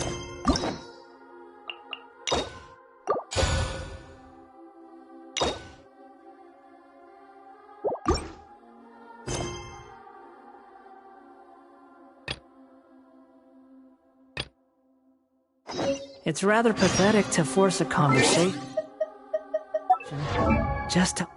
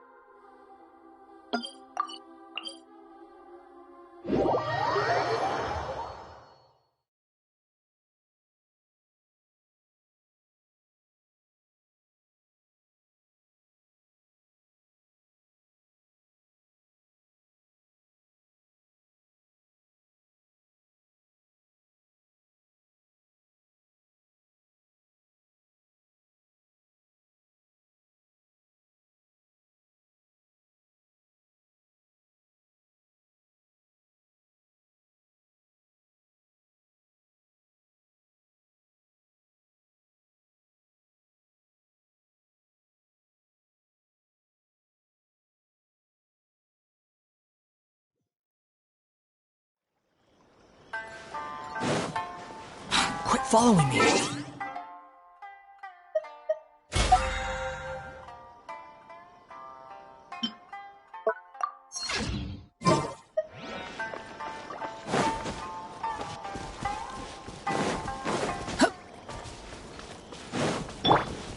Let's get down to business! Illusion shattered! Hold the line! Behold! That's far enough! You're the fairy. Know your place!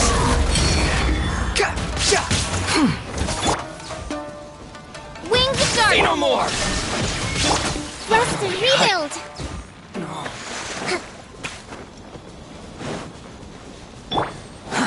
Too slow.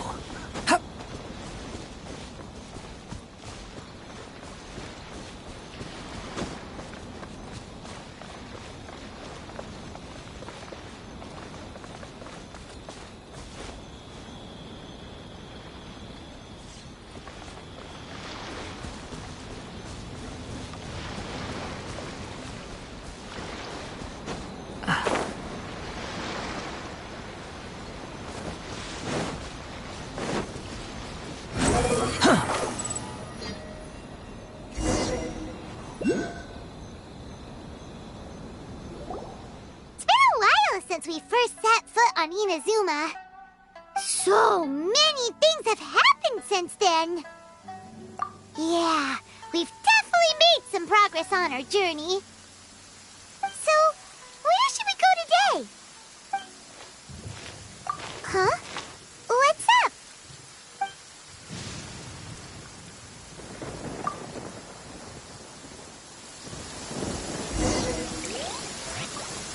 Hey! What the heck was that for?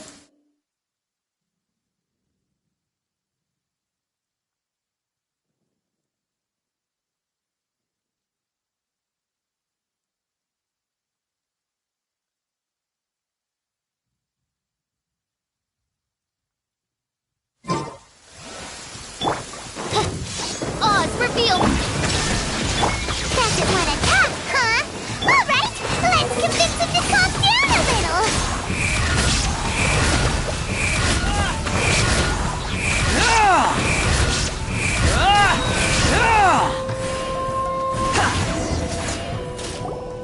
Huh?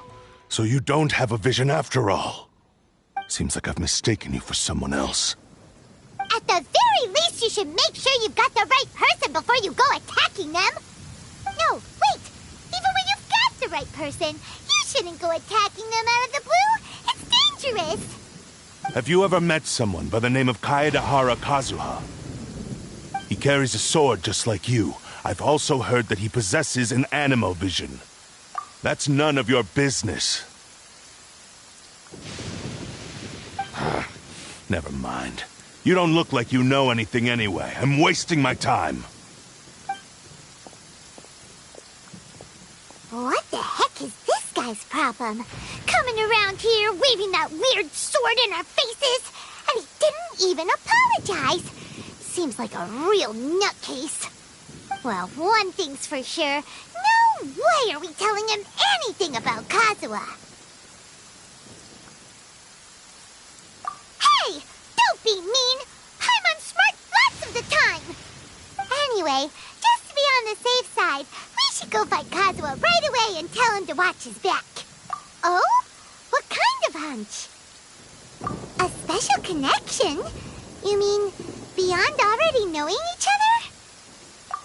Yeah, maybe a little. But then again, most people look pretty much the same once they start fighting, so that doesn't really prove anything. Anyway, there's no time to lose. Let's go tell Kazuha so we won't get into any danger. Paimon heard that the Crux fleet is stocking up in Rito at the moment. Let's look for him there.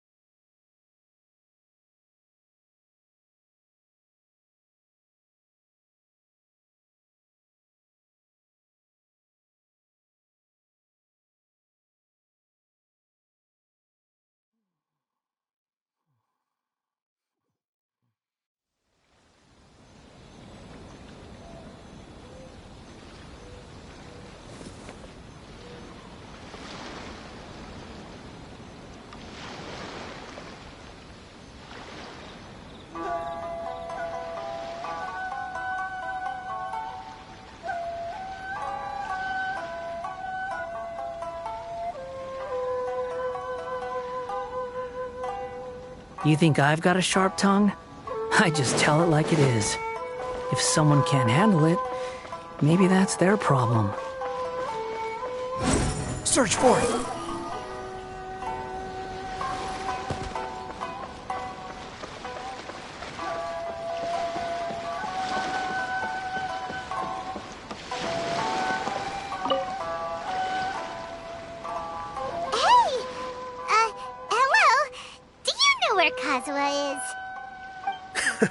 You're looking for Kazuha too, huh?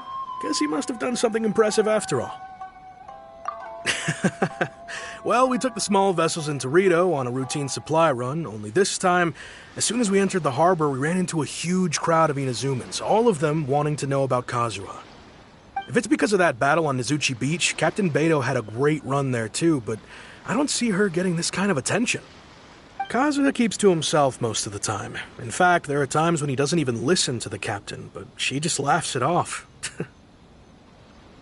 Oh, so you still don't know what he did? I've heard bits and pieces. Something about him blocking the Raiden Shogun's Muso no Hitotachi. Is it really as big a deal as everyone's making it out to be?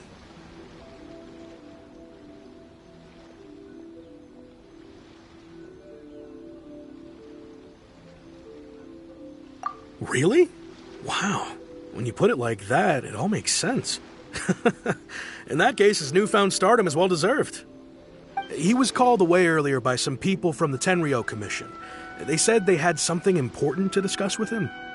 I thought they'd come to arrest him at first. Turns out they couldn't have been friendlier to him. Seems like they really respect the guy. Just a little while ago, this would have been completely unimaginable.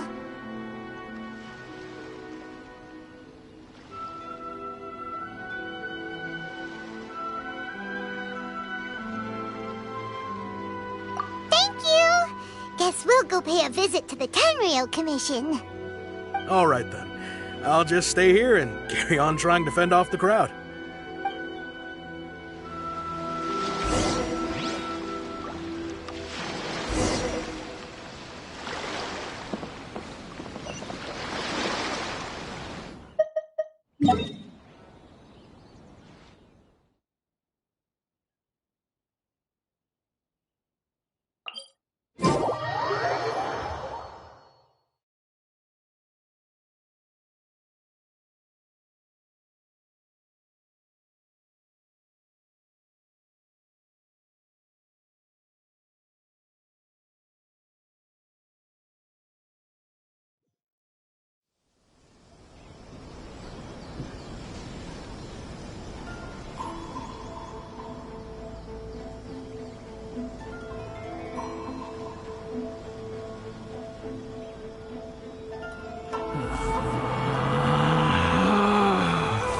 Relax.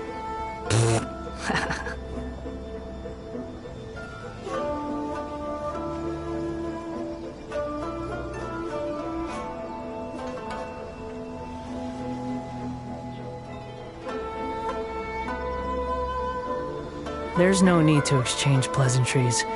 It's rather pathetic to force a conversation just to occupy silence.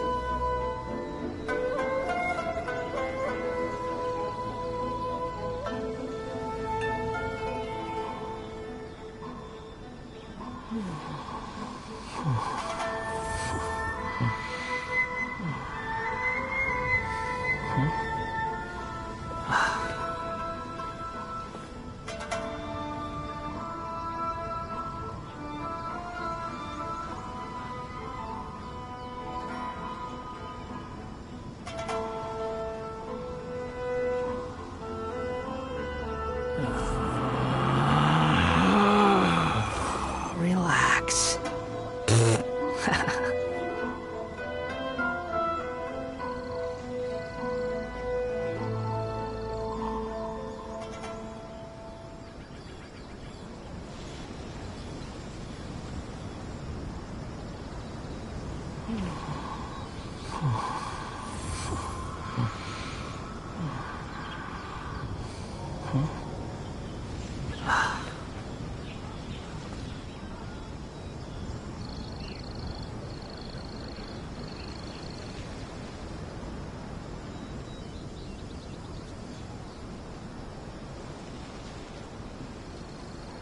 You think I've got a sharp tongue?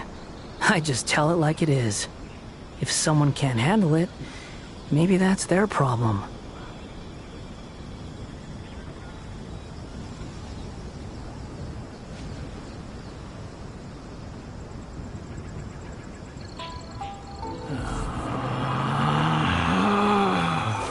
Relax.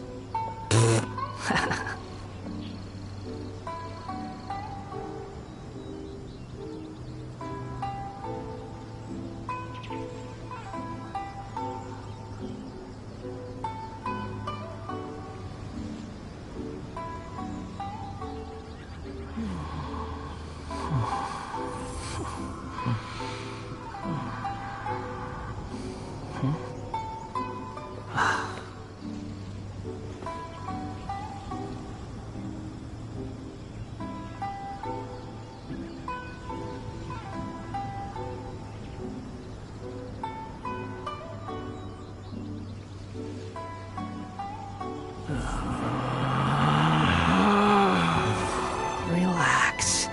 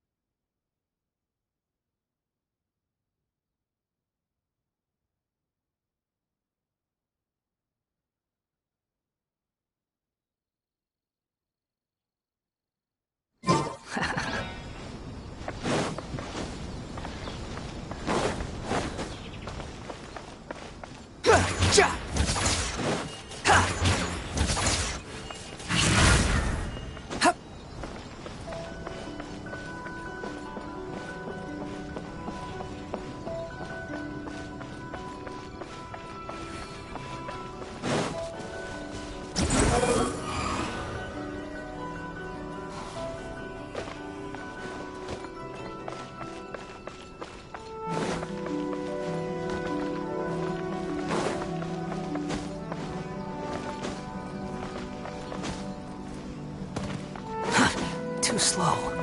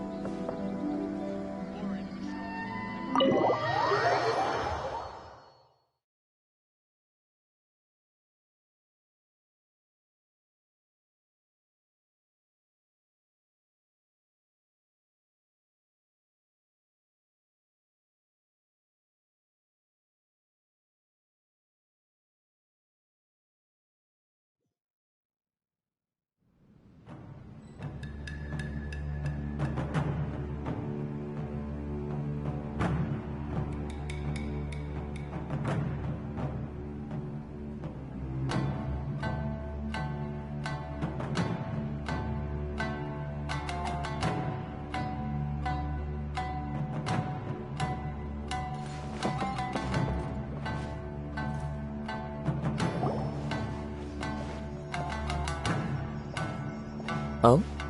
It's you. Greetings. We were just discussing the repealing of the Vision Hunt Decree. Since you're here, you're very welcome to listen in on the conversation. We invited Mr. Kaidahara here to extend a gesture of goodwill on behalf of the Shogunate. Your hard work has secured for us the agreeable state of affairs that we now enjoy. Also, I've been granted the chance to correct my clan's past mistakes, and for that, I'm deeply grateful. The Almighty Shogun has issued a large array of directives aimed at resolving, or at least easing, the tensions that have built up over the years. The Tri-Commission has made the recommendation to use this opportunity to restore the honor of the Kaidahara name. Regarding the history of the Kaidahara clan, I trust that you're already somewhat informed?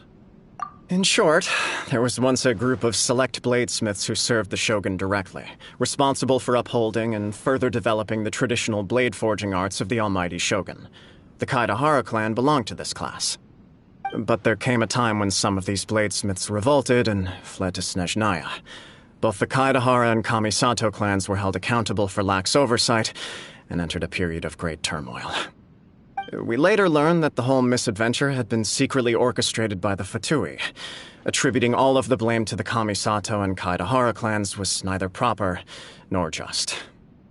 Considering Mr. Kaidahara has once more made an outstanding contribution to Inazuma, the Almighty Shogun believes he should not only be rewarded for his achievements, but also receive recompense for the excessive punishment borne by his clan in the past. In the interest of preventing further harassment of the Bladesmith clans by the Fatui, we chose not to publicly release the findings of our investigations into these matters. We trust you can understand why this was necessary. This is a true honor.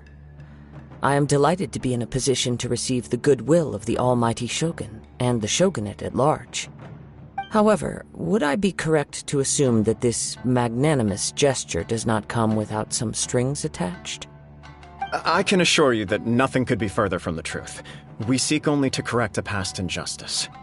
With the Kaidahara clan's reputation and occupation restored, the Kaidaharas will be bladesmiths once more, and your wanderings will finally come to an end. You will be able to lead a safe and prosperous life in Inazuma City with the Almighty Shogun's blessing and full support of the Shogunate. I have grown accustomed to life among the elements. I fear I would no longer feel at home behind the tall walls of a stately abode. Yet my ancestors did indeed take great pride in the name of Kaidahara, and the art of blade making for which it stood. I do have a responsibility to restore their honor. I sense some hesitation in your words. Should you accept this offer, I imagine many of the malicious rumors currently circulating through the populace will disappear. Malicious rumors? All we heard on the way here was so much praise that we almost wondered whether there was another Kaidahara Kazuha in town. Well, to some, the Muso no Hitotachi is something that can never be defeated. They cannot accept the idea that Mr. Kaidahara really parried the Shogun's strike.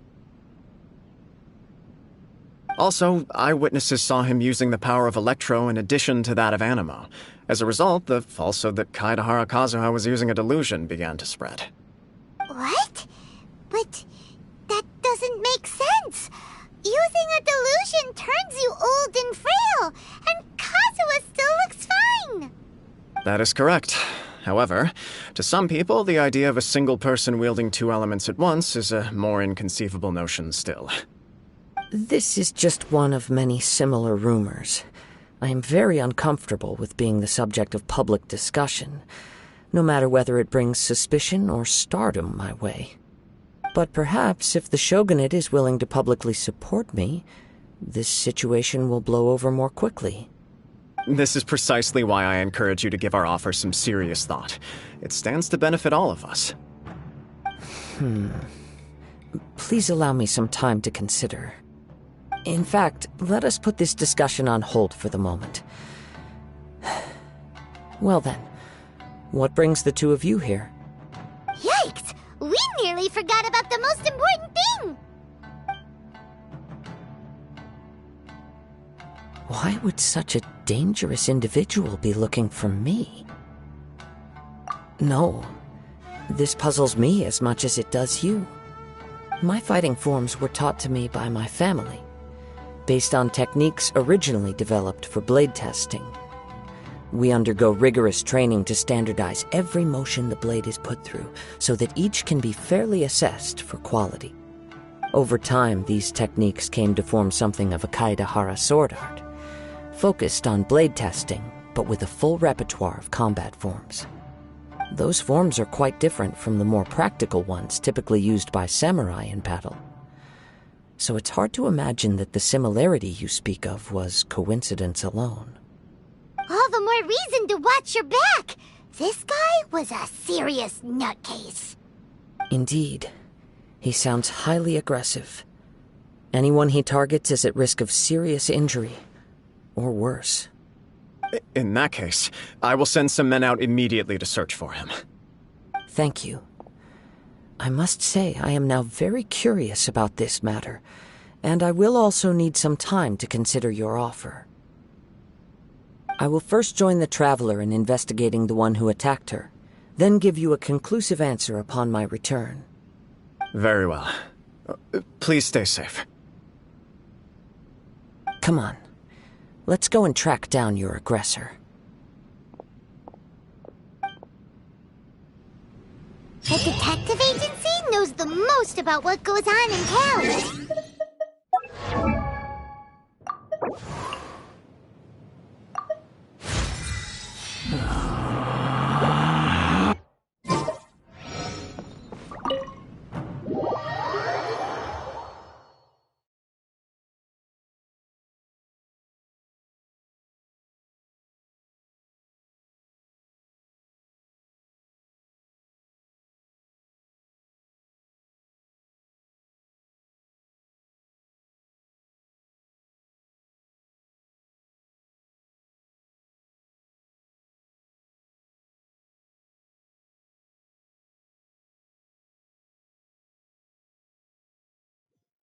Let's see what Ryuji has to say.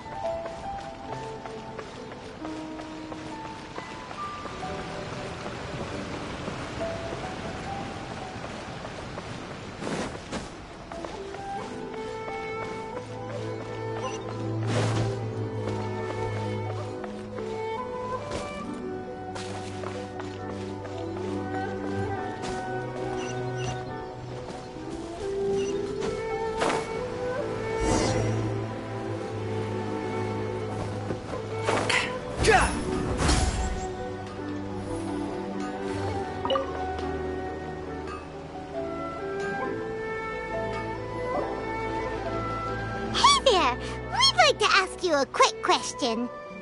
Do you know if anyone around here has been looking for him? For Kaidahara Kazuha, we mean. Aha! So this is the renowned Mr. Kaedehara. I've heard a lot about you. It is an honor to finally meet you today. You are too kind. We are currently investigating an assault and would appreciate any help you can offer. Oh? You were targeted in an assault? Let me think. I can't seem to recall anything of immediate interest. Mr. Kaedehara is currently the talk of the town, so there are always a lot of people looking for him. To be honest with you, our detective agency has recently been receiving many inquiries from people wishing to obtain Mr. Kaedehara's personal information. Some of them were offering us millions of mora just to gather the information they want. If these were more legitimate commissions, Sango would have snapped them up in an instant. Millions? Of mora? Whoa! Oh, wait, even at that price, you probably still shouldn't. Please, accept my thanks for looking out for my privacy. Of course. No matter what, we only take on legitimate cases. We don't make our money by revealing details of other people's day-to-day life just for the sake of it. Sorry, I got a little off topic. What I'm really trying to say is, it doesn't surprise me that a complete stranger is looking for Mr. Kaedehara. But I wouldn't know where to begin if we want to connect this with an assault. Then let's put that connection aside for now. Have there been any other attacks or similar incidents recently that stand out as particularly unusual?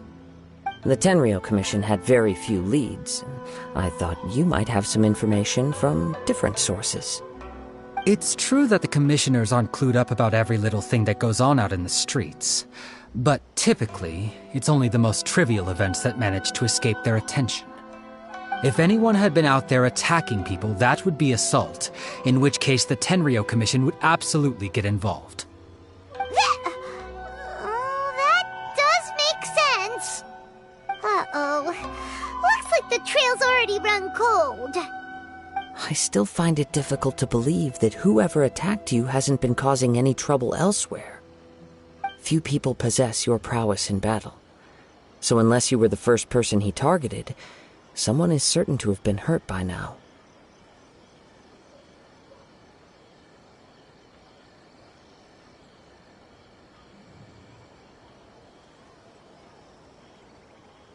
I am well aware of your talents. There is no need to be humble around me. In fact, I'm quite relieved that you were the one he targeted. It would cause me great grief to see someone become critically injured or lose their life because of me. For the poor victim, this would be a completely senseless crime. Don't worry, we'll find him. It seems you are every bit the selfless hero they make you out to be, Mr. Kaedehara. Surely this same concern for your fellow man is what drove you to fearlessly raise your blade against the almighty Shogun. You flatter me. Truth be told, I don't know quite what came over me in that moment. You are much too humble. Don't worry, I completely understand your concerns. I will try my best to gather whatever leads I can for you. Oh, actually, there was one strange incident over the last few days. It doesn't involve an attack, though. Let me tell you about it just in case.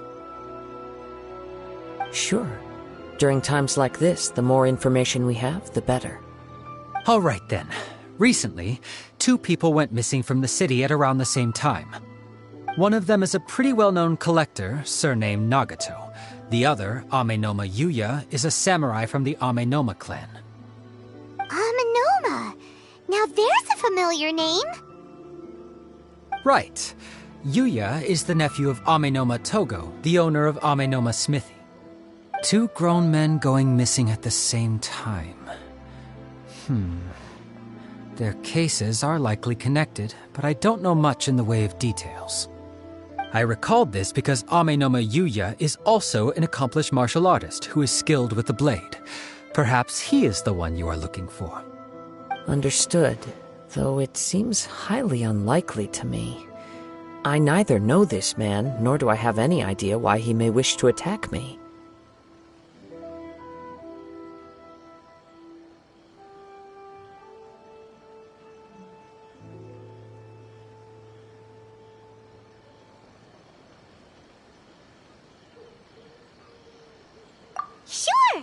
Thank you, Ryuji. Sounds good.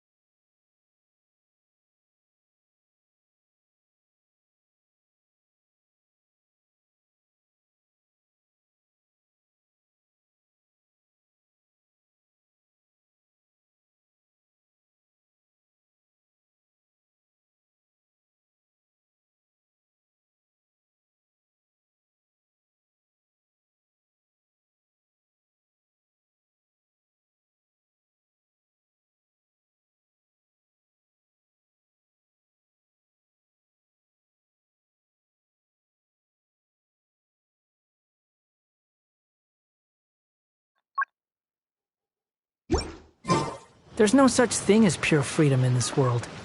Even the wind cannot blow forever.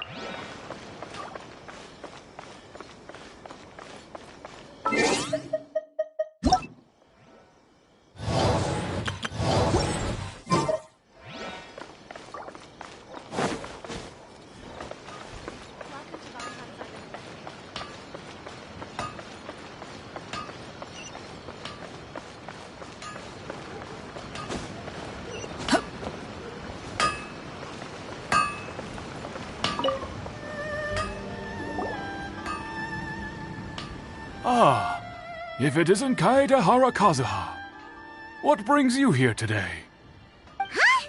You two know each other?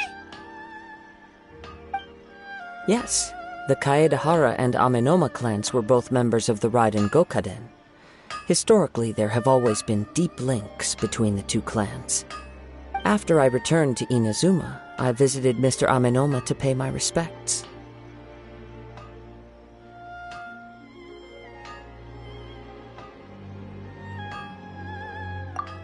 Let me quickly explain. The Raiden Gokaden was the collective term for the 5 most acclaimed bladesmithing arts in Inazuma. The techniques of blade making were personally bequeathed to the Raiden Gokaden by the almighty shogun, and over time, further honed and enhanced by the most talented craftsmen. Unfortunately, a series of events led to the gradual decline of many clans in the bladesmithing trade. Today, only the Amenoma clan has kept its art alive.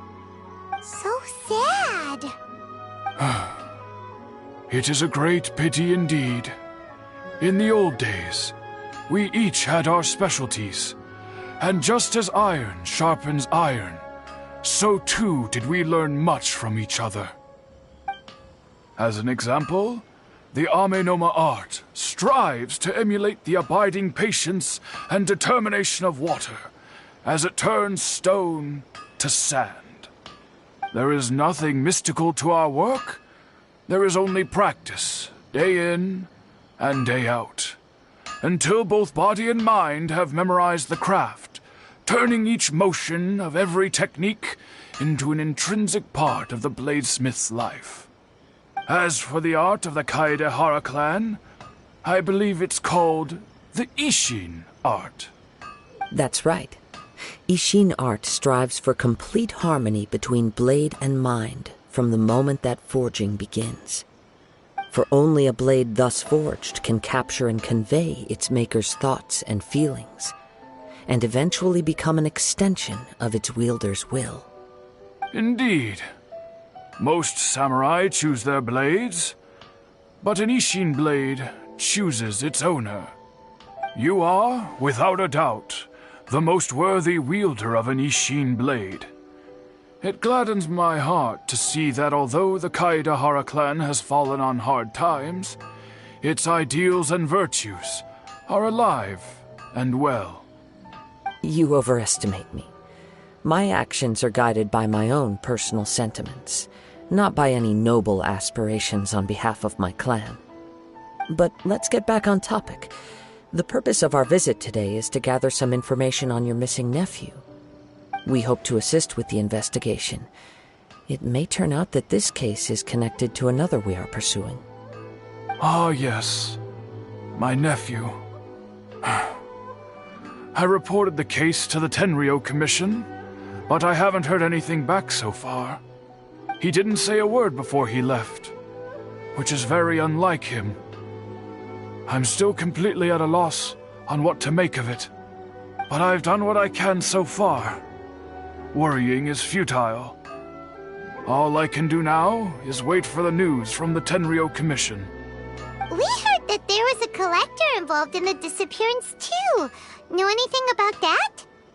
Yes. On the morning that Yuya went missing, he gave me a very cryptic look and said that he was going to give me a great gift. I believe he went to collect the item from Mr. Nagato after that. The next thing I heard was that a fire had broken out at the warehouse, and neither of them came back.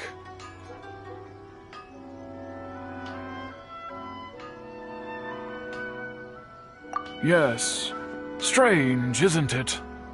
I wonder what could have caused it. Unfortunately, there was very little evidence left behind, so nobody knows what really happened. Do you have any thoughts on what Yuya may have wanted to give you? If I had to guess, it must have been some kind of rare weapon. Otherwise, there would have been no reason for him to get my hopes up.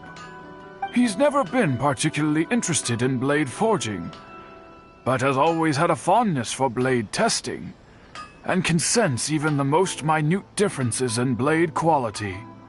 He is extraordinarily talented in martial arts, particularly when it comes to the art of the sword.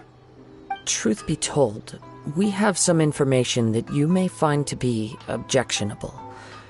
The person we are looking for, he attacked this friend of mine. Based on the evidence we have gathered so far, only Yuya seems to match the suspect's profile. What? No. Absolutely impossible. Yuya is not that kind of person. He is humble and kind. Even his training is done with the goal of calming his mind. He has never gotten into a fight before. Huh. Is that so? Yes. If there's one thing I can say for certain, it's that Yuya would never draw his blade without a very good reason. But, with that said, it's equally out of character for him to just disappear, with neither farewell nor fair warning. I also cannot know what course of action he might be capable of if coerced, or otherwise compelled by circumstances unbeknownst to me. Anyway, should you find him, please let me know as soon as possible. Don't worry. You have our word. From the sound of that, Paimon doesn't think Yuya was the one who attacked us as well. Yes. It sounds as if something happened when the two men met each other. Let's pay a visit to the Nagato household.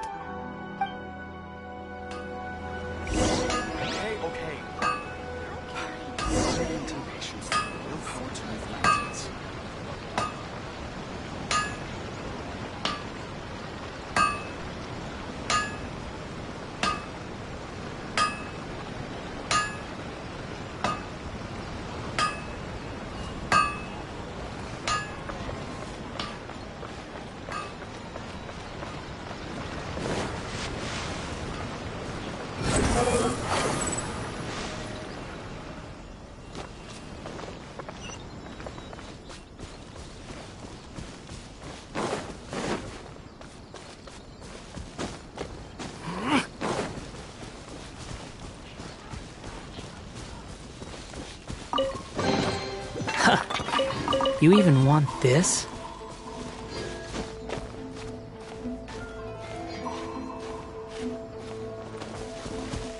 Behold!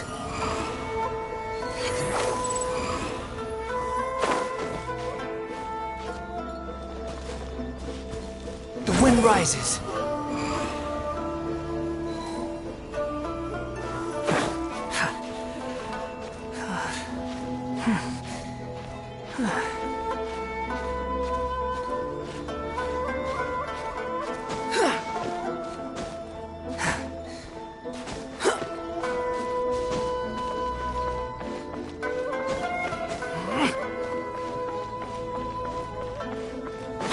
Following me.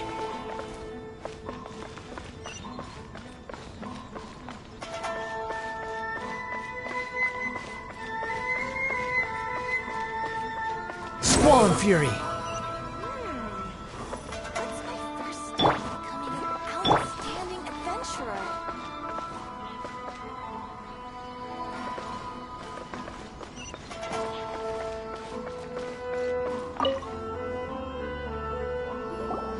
I'm very sorry, but we cannot afford to pay what we owe right now. My husband has gone missing, and I'm still trying to find him. No, you misunderstand us. We are here to help with the investigation. We'd like to ask you some questions about Mr. Nagato's disappearance, if we may. Ah, I see. I thought the debt collectors had come to visit again. I'm sorry you have to see me in this dreadful state. Has some new information come out? Do you know where he's gone? I'm afraid we don't have any new information at the moment. We're still trying to find out as much as we can to inform our search. With this in mind, can we perhaps ask some questions about your family's current situation? For example, Paimon's struggling to understand why a collector would be strapped for Mora. That's a long story. Ever since I've known him, he's been an avid collector of all sorts of things. He'd always get so animated when he was showing them to me.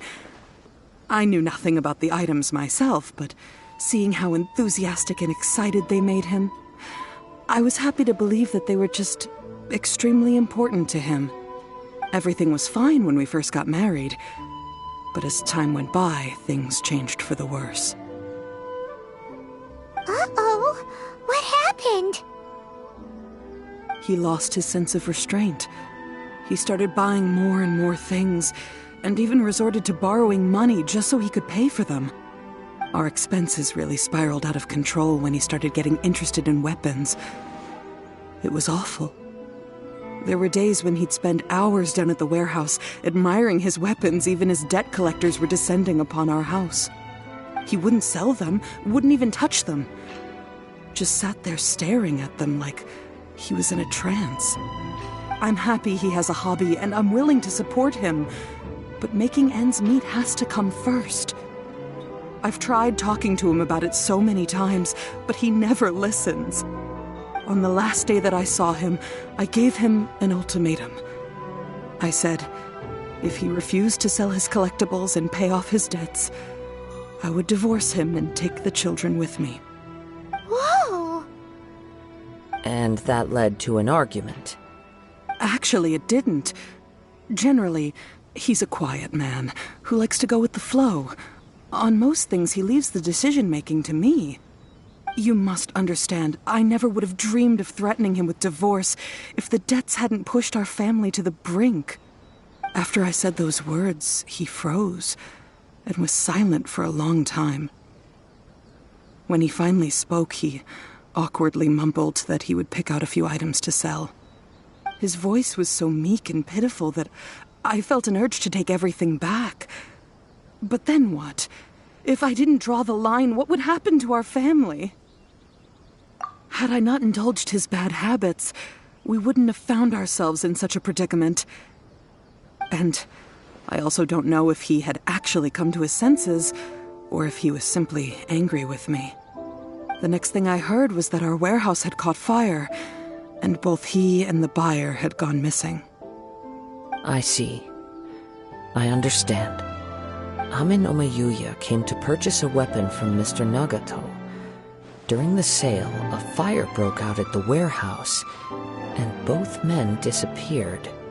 At first, I assumed they must have gotten into an argument over the price. But my husband has never been one to negotiate. He never even haggles when he's out buying groceries, so it's hard to imagine him getting into a fierce argument. Maybe he was feeling the pressure from the debts? I don't know. He just disappeared after the warehouse burned down. Perhaps he's too afraid to come home now that all his collectibles have been lost in the fire, and he's got no way to pay off our debts. Even though I'm still a little mad at him, we're a family, and I want us to face our family's crisis together. As long as he's willing to turn over a new leaf, I know we can work things out. Please don't get upset. There could be more to this situation than meets the eye. If collecting things is a habit that Mr. Nagato had his whole life, it is quite unusual for this habit to change so drastically over a short period. But the information we gathered from the other side suggests Amin Omayuya is also a mild-mannered man who would not be likely to start an argument. This situation is getting a little confusing. A little confusing? More like completely mystifying. Let's try a change of scenery and see if we can piece together what we've learned. Rest assured, we'll notify you if we find anything. Thank you so much. I just want him to come home.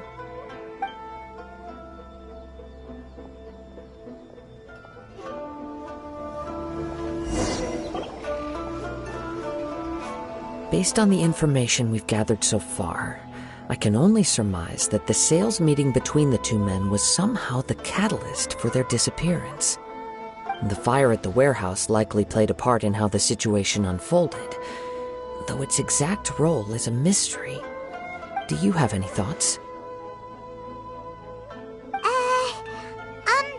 Well, Paimon was thinking that Maybe someone accidentally knocked over an oil lamp and... Nope, never mind. Paimon's brain needs to rest for a while. Over to you. That is the most likely conclusion based on everything we know. What started as a disagreement over the price escalated and ultimately turned into a tragedy. However, in this case, only one of the parties would have started the fire. That would make the other party innocent, and they would have no reason to hide themselves from the public. If this is indeed what happened, and the innocent man hasn't come forward yet, then it suggests they may have already lost their life. One fact that I keep coming back to is that Amenoma Yuya is polite and well-mannered, while Mr. Nagato is introverted and passive. Neither seems like the type of person who is inclined towards initiating conflict. Mr. Nagato, being heavily in debt, is also the only one of them with the potential motive to disappear after the fire. The more I ponder it, the more puzzling it becomes. Just what could have happened there? Right. Although the time frame seems to broadly match, no other details that we've learned seem to link the two events together. Amenoma Yuya lacks a key distinguishing feature of the attacker, namely that he is principally a practitioner of the blade testing techniques of Amenoma art, not those of the combat-oriented Ishin art. Darn! We thought we could get two birds with one stone here, but at this rate, it's starting to look like a wild goose chase. Let's keep going, since we've come this far. If we can solve the case, both Mr. Amenoma and Mrs. Nagato will be able to get some closure. Okay, but where should we go now? Let's head out of the city and check out the warehouse. There's still a chance we may be able to find some shreds of evidence.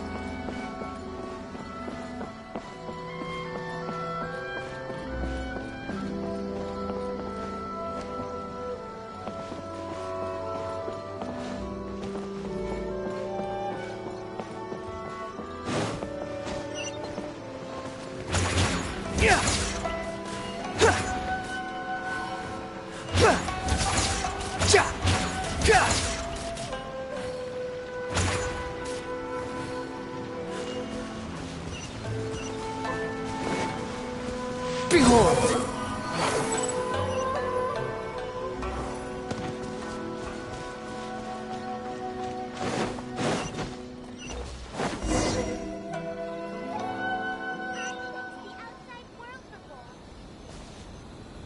Wait. I hear something ominous in the wind. Oh! This must be another one of those sounds that only you can hear. As sketchy as that whole thing seems, you did put it to good use when we were chasing down that vision thief at Beto's tournament, so... Now I'm picking up a strong scent in addition to the sound. It's right around here somewhere.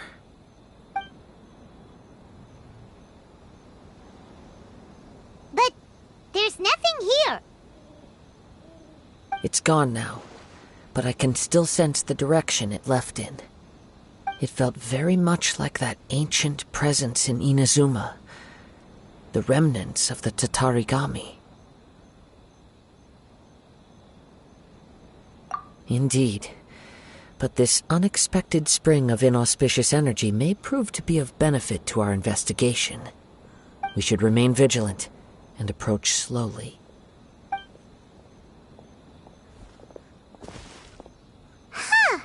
So it's an underground warehouse. The force is definitely coming from down below. The source of the Tatarigami energy has long since left this place, but the residue it left behind still hasn't dissipated completely. Judging from the concentration, I would have to conclude that the Tatarigami source resided here for a very long time.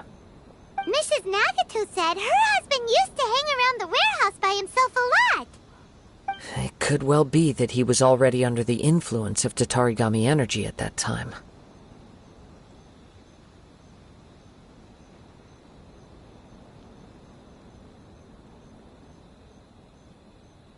From what I've been told, Tatarigami does not turn all upon whom it preys into violent monsters, but most will develop a stubborn streak upon being exposed to the Tatarigami's unfulfilled will.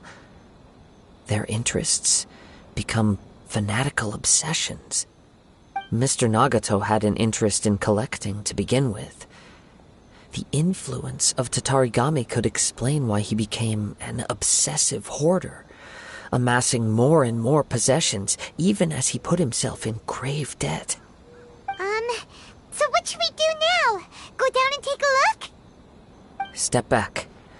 I'll open the door and take a look inside.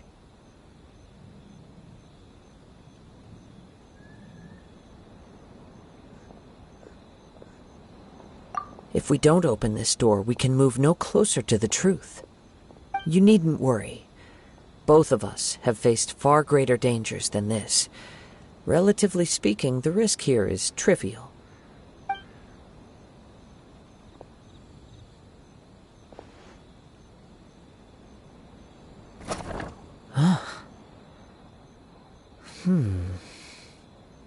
What's down there? Everything's buried in debris. I can't see anything. It looks like the fire caused a cave-in, reducing the entire warehouse to rubble.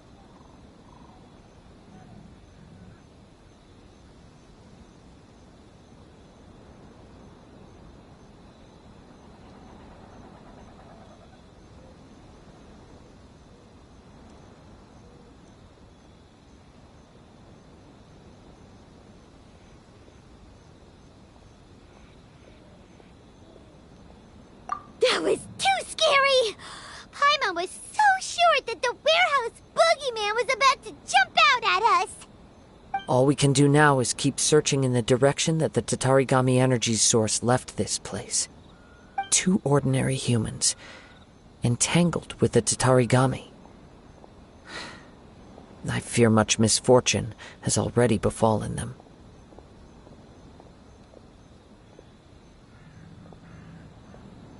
Yes, let's go. If nothing else, it's vital that we find out where this Tatarigami energy is coming from. Quiet your mind and focus on what you sense around you. perhaps you too will perceive its ominous presence in the wind.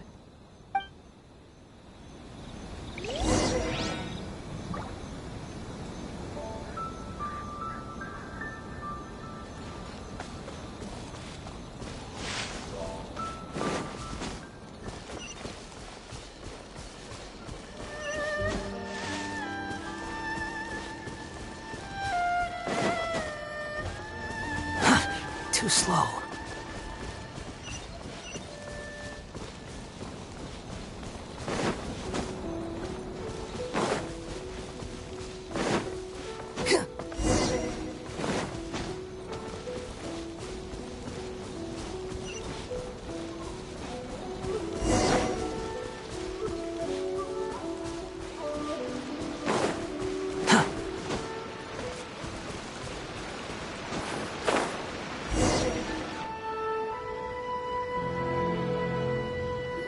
From this point, the trail appears to split into two. The main source of the Tatarigami energy continued on into the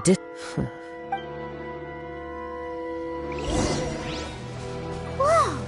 Look at all those hilly churls! They're acting really strangely. Something seems to be drawing their attention. Let's take a closer look.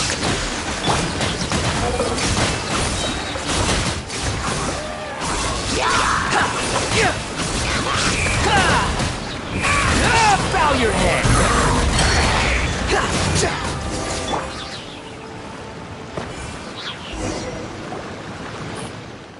It's... Ugh! Look at this red stuff! What is it? By the looks of it, a letter, written on a piece of torn clothing. The ink is bone dry. It must have been written quite some time ago. Well, let's take a look.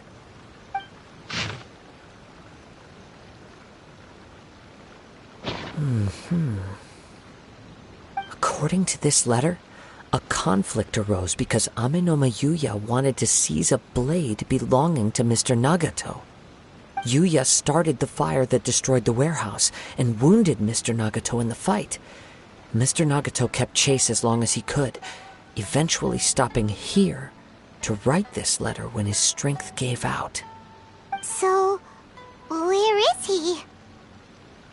He was not only mortally wounded, but also under the heavy influence of Tatarigami.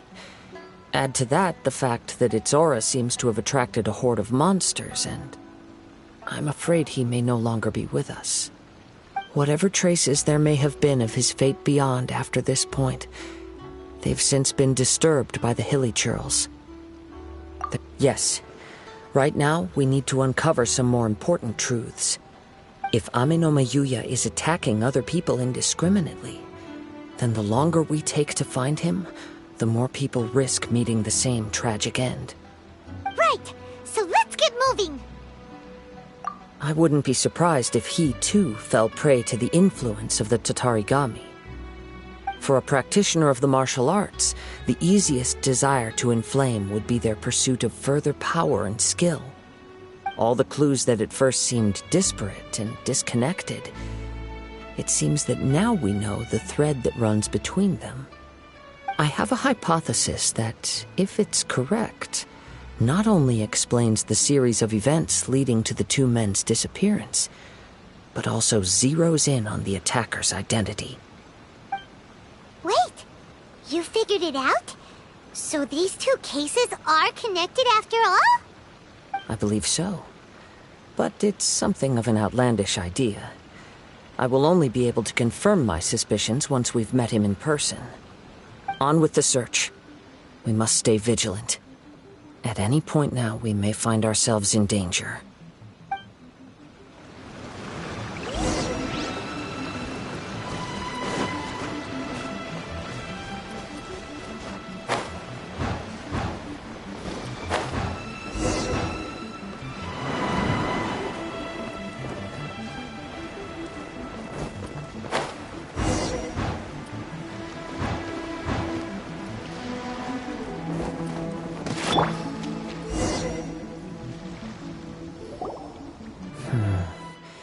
He seems to have stayed here for a long time. Why here? Is there anything special about this place? I'm not sure. But on closer examination, I sense that the aura may have lingered here at several different points in time. Show yourself! It's no use hiding anymore.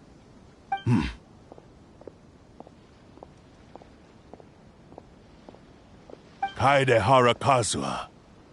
It's you, at last. Aha! So it is the same guy from before! What's your problem, huh? What could you possibly have against Kazuha? Indeed, there should be no enmity between us.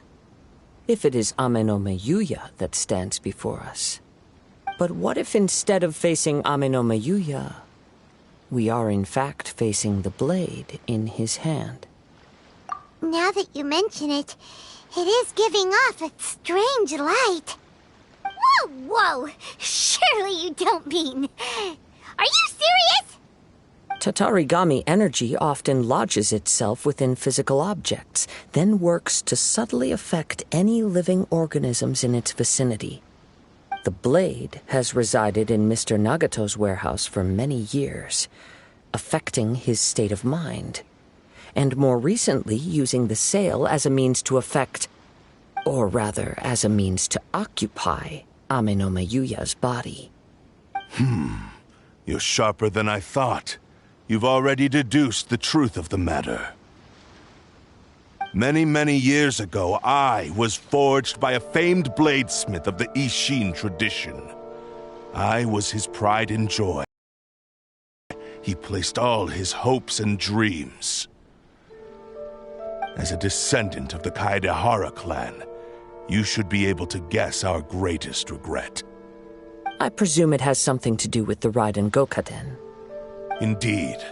At that point in time, he failed to live up to the Raiden Shogun's expectations. In the end, all he could do was to flee the nation by sea on a ship bound for Snezhnaya. He was a bladesmith of great renown, a master of his craft. There was nothing that he could not accomplish. All he needed was more time and a little faith. And sure enough, in the end, he achieved what he had set out to do. All of his life's work, his wisdom, his skill, it culminated in his creation of me. He not only bestowed upon me the greatest of strength, but also endowed me with a consciousness of my own. In her conceit, the Raiden Shogun lost not only the single most perfect blade in the entire world, but also an irreplaceable achievement in the art of blade forging. So... swords can become conscious and control people? The people of the time in which I was born never believed I had that kind of power. They saw me as a mere blade, a sharp and well-crafted one, but in all other respects an ordinary weapon. But that gave me the opportunity to take action. After the death of my creator, I decided to leave Snezhnaya and began my long quest to return to the distant land of Inazuma. Moving from one person to the next, I controlled the minds of countless hosts along the way, each bringing me one step closer to my ancestral home. I seek but one thing: to face the full force of the Raiden Shogun's blade and prove my power, the might of Ishin art. So Ame no Miyuya was not your first victim. Tell me, what happens to those you've possessed when you've finished using them? My hosts? Who cares what happens to them? They are but tools that serve my mission. When they got tired, or injured, or unusable, I hopped to the next one in line. All I needed them for was to take me back to Inazuma. You're awful! After I returned to Inazuma, I decided to bide my time in Nagato's warehouse until Ame no Miyuya handed himself over to me on a silver platter. At long last, I'm approaching my journey's destination. By Ame no Miyuya's body, I have found you, and by your hand I shall defeat the Raiden Shogun. Kaedehara Kazuha, you stood against the Raiden Shogun's Muso no Hitotachi. There can be no other to serve as my host for what is to come. Now, give your body over to me!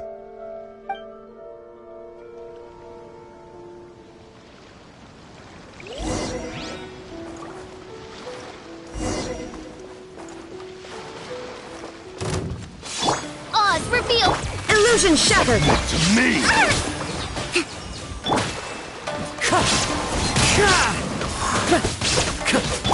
Squall Join me and sever that divine light!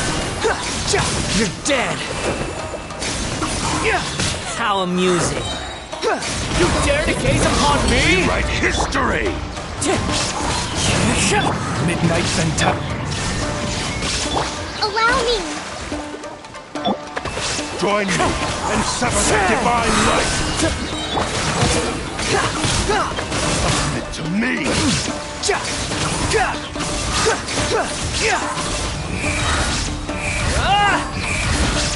Know your place.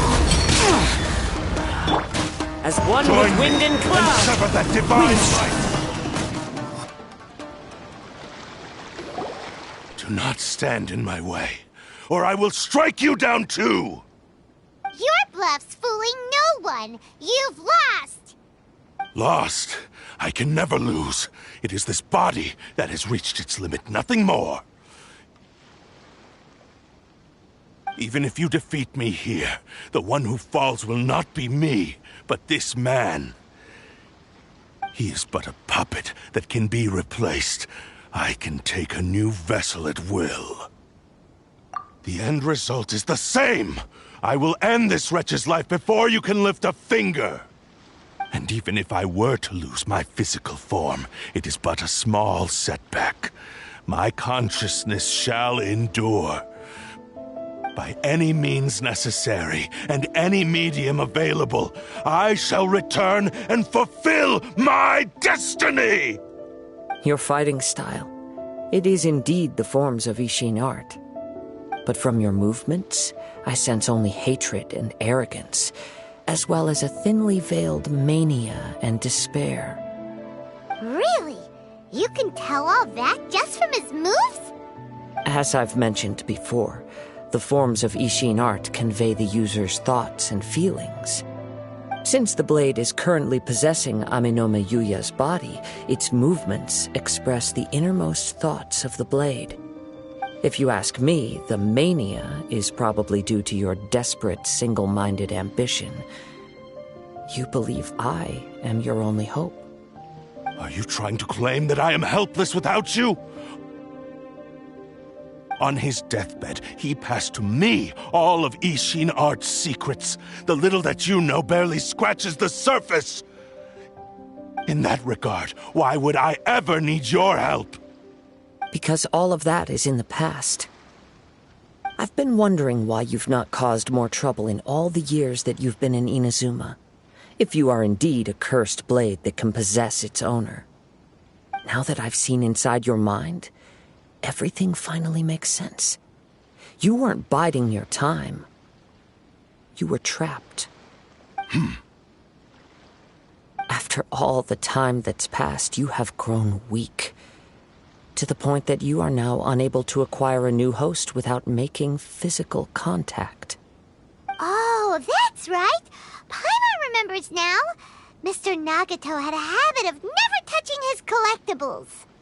Only when Mr. Nagato witnessed his wife's distress and decided to sell his collectibles did you finally have an opportunity to reach out to Aminome Yuya and make your escape. And what of it? Well, that brings me to my second point. There's a despair in you that is so strong it threatens to overwhelm you. You were determined to fulfill your maker's ambition, whatever the cost. But this ambition is too grand and too heavy for you to bear. Each step you have taken has come at a great cost. I think you realized your limitations long ago. The more you clenched your teeth and pressed forward, the greater your fear of losing everything you had achieved grew, and the more you wished to run from the truth. But the way I see it, what began as an ambition has long since become a delusional fantasy. What would you know about any of this? I'm just one step away from achieving my goal! You returned to Inazuma to prove the unparalleled brilliance of Ishin art. But to make this arduous journey, you committed countless atrocities and showed a blatant disregard for human life. Even if you were to sever that divine light, is this truly the outcome that your maker would have desired? You... Sure, you inherited the secrets of Ishin art. But even as you made your journey to honor this legacy, you treated the ones who wielded you as mere tools to do your bidding. How could you possibly unleash the full potential of Ishin art when you act in perfect discordance with the principle of harmony between a blade and its bearer? Silence, you blabbering fool! I must achieve my goal. This was his life's dream, and the very purpose for which I was brought into being. I will concede that you are most perceptive. You see my predicament clearly. But you also underestimate my resolve. And you should face reality. Easy for you to say. Facing reality offers me nothing. I have no need of anything that would stand in my way. Not hesitation, not self-reflection, and certainly not your so-called reality.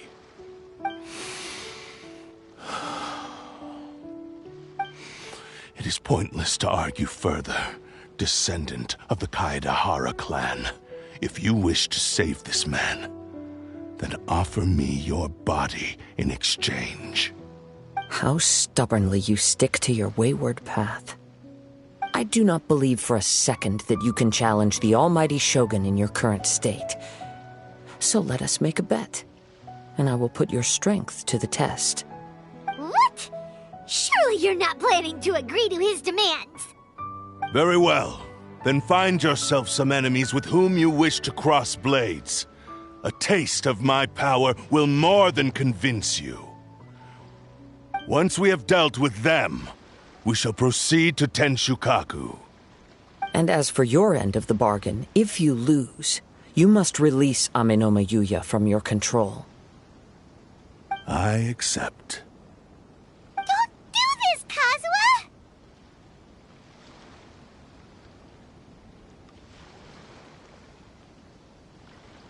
This is the only way to save Amenoma Yuya. If we don't do this, he'll forever be the Blade's puppet.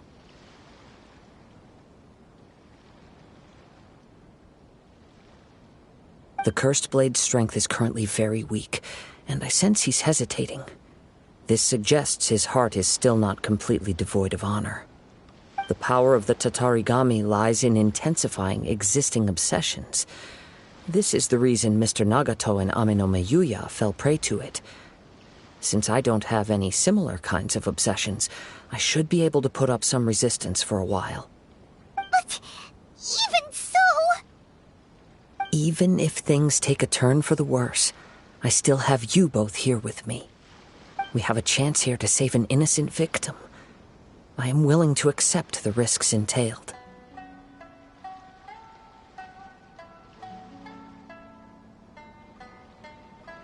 Your disdain for me betrays your woeful ignorance. I agreed to this bet because there are things I wish to learn too. Now, take me in your hand.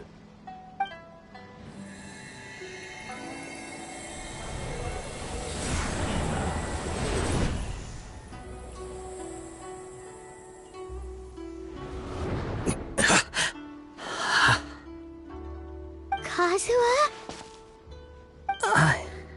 I'm okay. I felt a little dizzy at first, but only for a moment. It's all right. So far, this was as I expected. I will. Thank you. What should we do next? we find some enemies. Although this blade has endured much turmoil, it probably hasn't experienced many real fights. If a blade built for Ishin art cannot enter a state of harmony between blade and bearer, it cannot unleash its true power.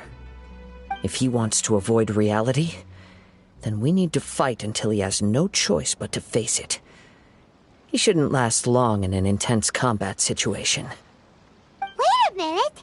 Paimon remembers hearing about something from the Adventurers Guild. Since the Takasukasa clan abandoned that secret base, it's been held by Ronin ever since.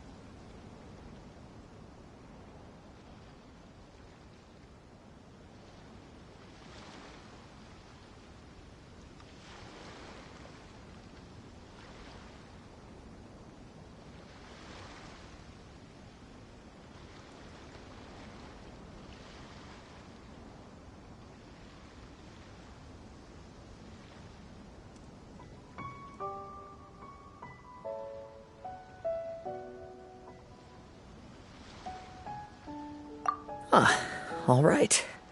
Please lead the way. What about Amanoma Yuya? What should we do with him? The blade says he'll let Amanoma Yuya trail us silently. Although he hasn't regained his own consciousness yet, he is not in any immediate danger. Are we sure this is a good idea? It's a pretty treacherous journey. Okay, fine. Just be careful.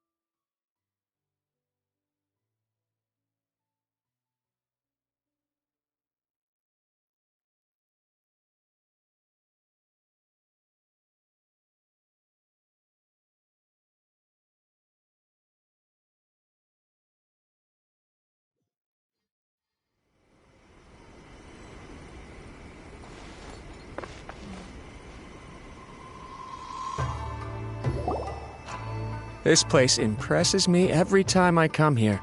It's so magnificent, but still so elegant. We'll just wait here. We don't want to cause any extra trouble for you. Ayaka wouldn't mind. Honestly, even if we did come with you, we wouldn't know what to say or do once we were inside. So we'll just leave you to it. All right then, we won't be long.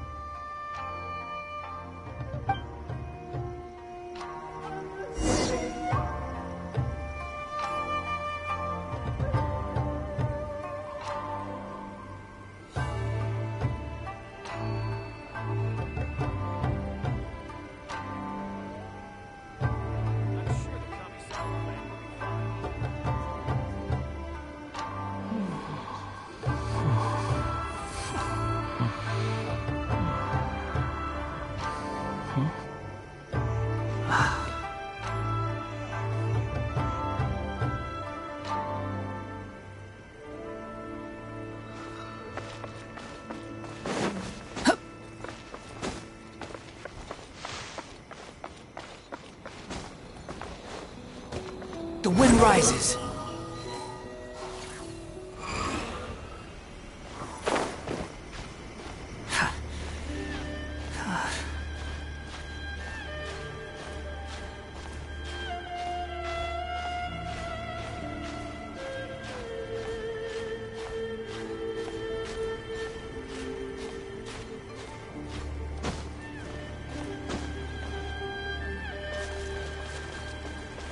cold.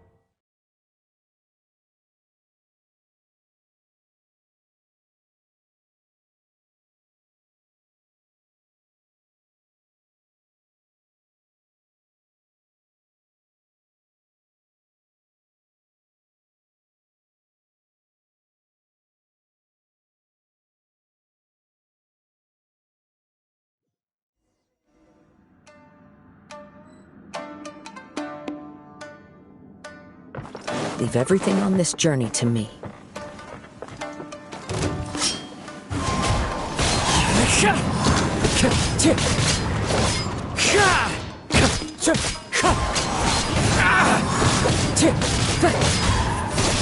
How's this?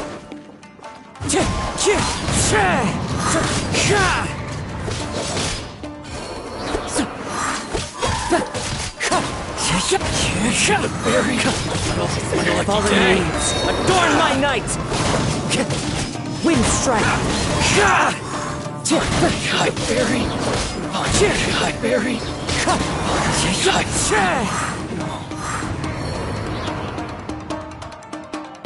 How are you feeling? You okay? I'm all right. The blade is performing largely as I expected. Having gone so long without proper use and maintenance, it's become very difficult to use. Though he's making every effort to persevere, I do not think he can last much longer. Something else on your mind? How strange. Rather than trying to control me, he is instead trying to match my fighting rhythm. Let's keep going.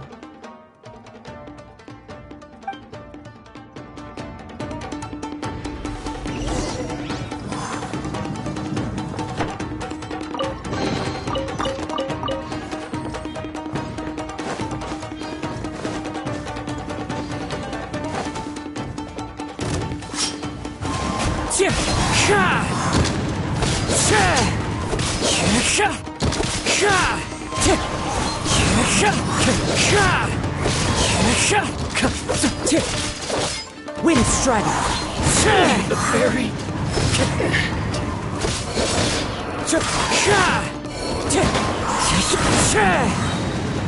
As one with wind and cloud!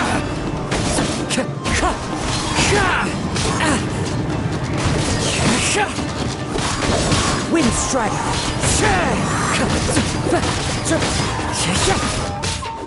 Finally. Clouds high. The birds call! Barry.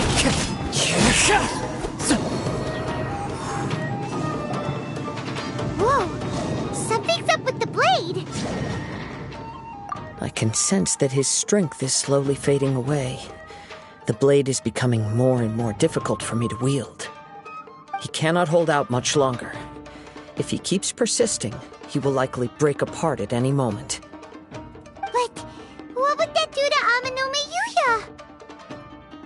I will be careful with it. He also says he does not have any plans to give up easily. He's still trying to achieve his goal.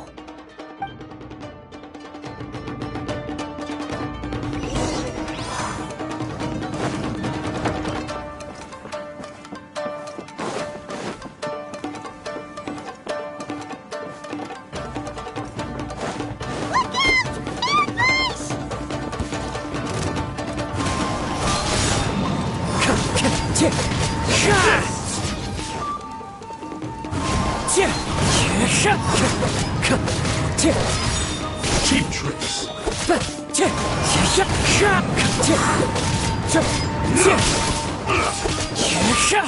Wind strike!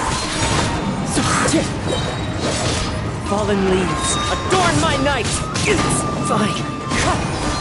You win this battle. Are you okay?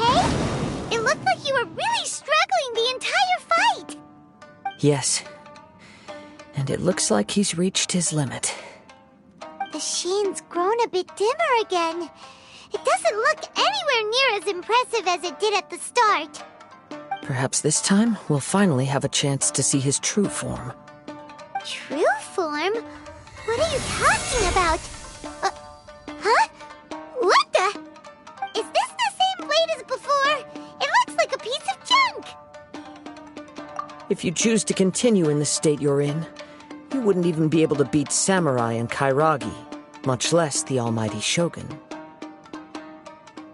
Maybe you did truly wield power to rival the Shogun's light when first forged. But the long journey from Snezhnaya back to Inazuma has left you battered and broken. It barely needs stating anymore. Your ambition is a flight of fancy. I've finally figured out why it was that you agreed to my bet. You wanted to reach a state of harmony with me. For perhaps then you would still be able to wield commendable power. But regrettably, we are nothing alike. I will never understand your obstinacy and cruelty, nor can I empathize with the one who made you. The only one who truly understood you had already passed away by the time you were born. Huh? What's that supposed to mean? There they are! Take them down! Where do they keep coming from? Yep, we can help this time. Don't worry, I'll use my own blade. It's just more of the same.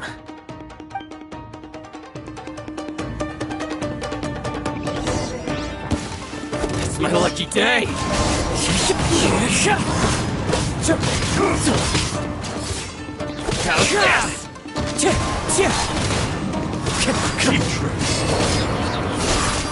this will do!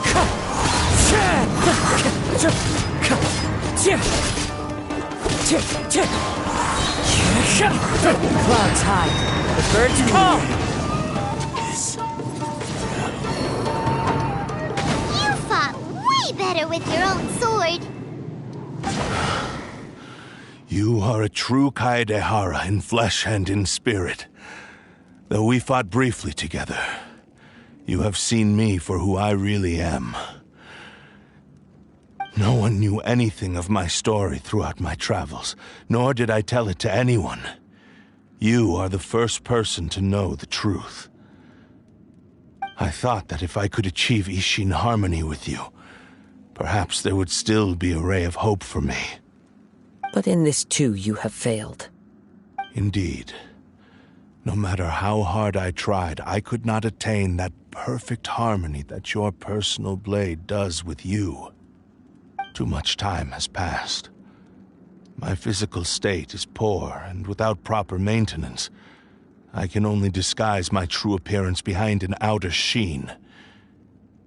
Yours is the blade that took on the Muso no Hitotachi. And what a magnificent blade it is. Perhaps I shall never reach that level of glory.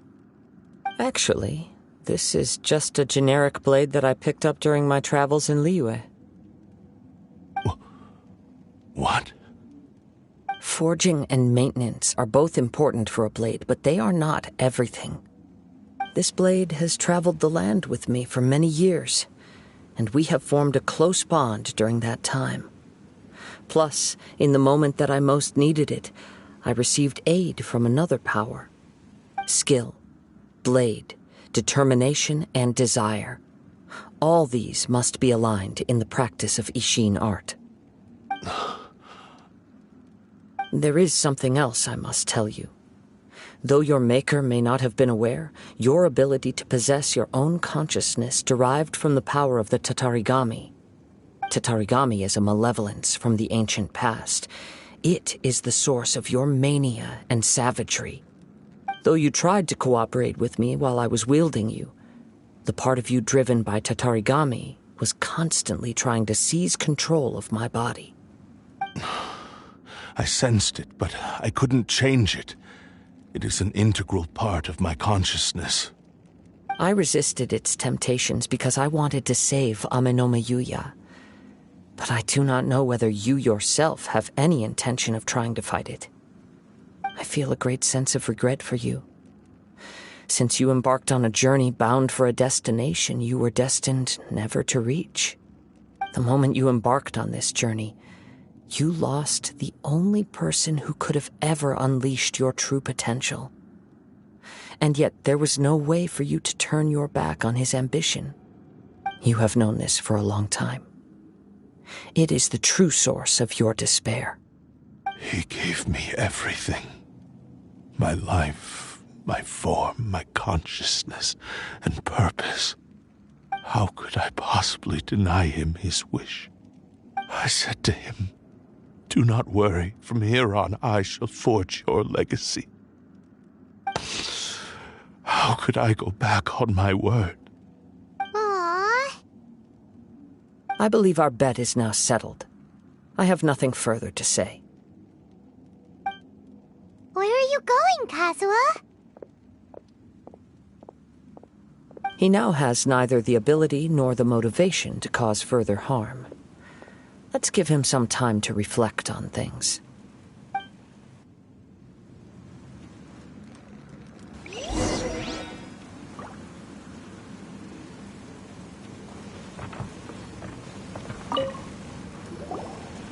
When I touched the hilt for the first time, it's as if I was transported to a strange dimension.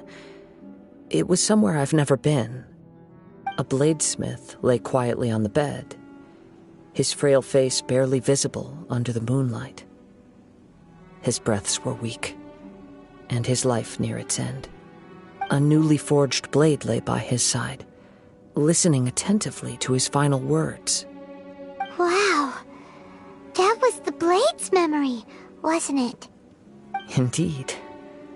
While in exile in Snezhnaya, the bladesmith eventually learned the truth behind everything that had happened.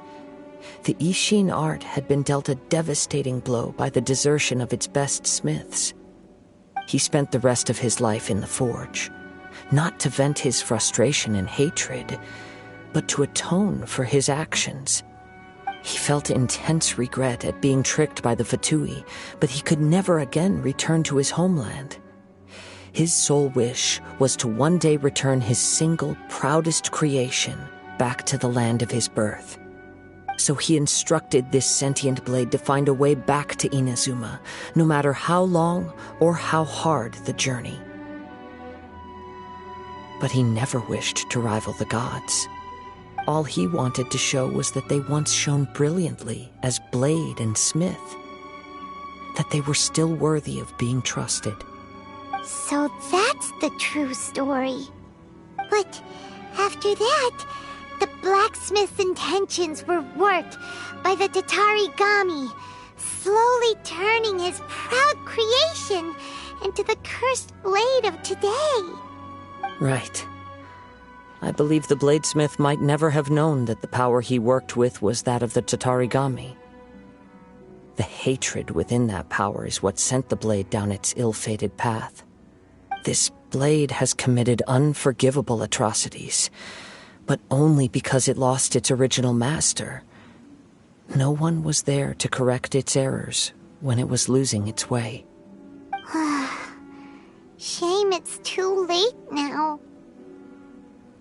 Yes, it is too late. Time would not wait or stop because of his determination. While the world moved on, his ambition remained stubbornly stuck at that fleeting moment at the dawn of his journey. He seems to have calmed down, though. Let's go and check in.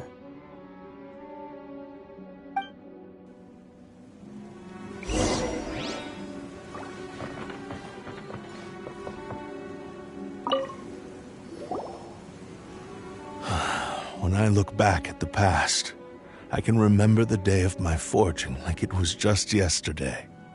I once told him that I would pay any price to fulfill his wishes. Such was the debt I owed to him for giving me the gift of consciousness. But darkness and slaughter numb the mind. Over time, I lost sight of the difference between gratitude and grudge. Not only did I fail to fulfill his ambition, I also defiled it. You are finally seeing reality clearly. Since we agreed to the terms of the bet, I will honor the agreement and release Amenoma Yuya. But I still cannot bring myself to forsake his ambition. It is the entire purpose for my existence. So, may I ask you to help me fulfill the ambitions of myself and my creator? Hey! Now you're adding yours into the mix, too? Jeez, don't push your luck, mister. It has to be done in this order. At least hear what I have to say. And if you don't agree, I will still release Amenoma Yuya as promised. My physical form, as well as the knowledge I possess, should still be of some value to you. His attitude has grown a lot milder. What do you think, Kazuha? Should we give him a chance? Let's hear it. Thank you all. When I was first forged, my maker was already terminally ill. He told me that he had wanted me to have the grandest opening battle. Alas, after that, he never rose from his sickbed again. Nor have I ever had the chance to prove myself in battle since. My fights were devoid of any noble meaning. They were merely the next step in my never-ending journey. The next in a long line of transgressions. You are a fine warrior. I would like to request your hand in battle and experience a true duel between samurai. Oh? And who would be the opponent? I will release Amenoma Yuya and restore his consciousness. Perhaps after that, you can convince him to commit to a fight with you. He must have plenty of reasons to both hate me and desire a good fight. Understood. Then let's start by waking him up and seeing if he has the stamina and will to fight.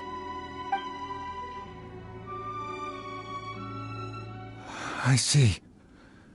He used my body to inflict harm on others. I utterly despise him and his actions. But since he stayed true to your agreement by releasing me, he must still have some remaining semblance of honor. If a duel can help to set this state of affairs in order, I am willing to put myself forward. I do not wish to be a mere victim in this story. There's no need to worry. We'll vouch for your innocence to the Tenryu Commission. Thanks for your help. Who knows how this would have ended without your intervention? All right, then let's move on. More Ronin could appear at any moment. We can't stay here. In any case, for a final duel, I think we should aim for a greater sense of ceremony.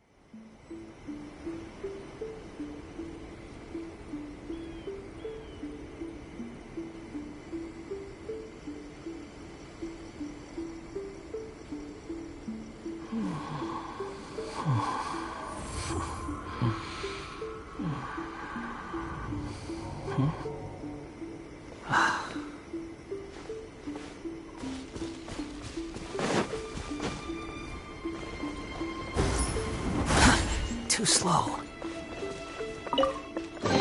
Unnecessary.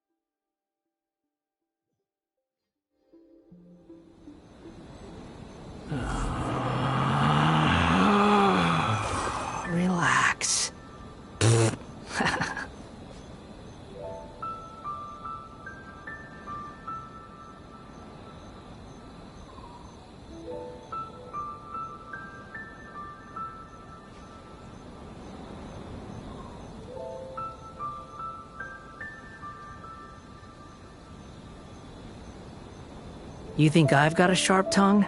I just tell it like it is. If someone can't handle it, maybe that's their problem.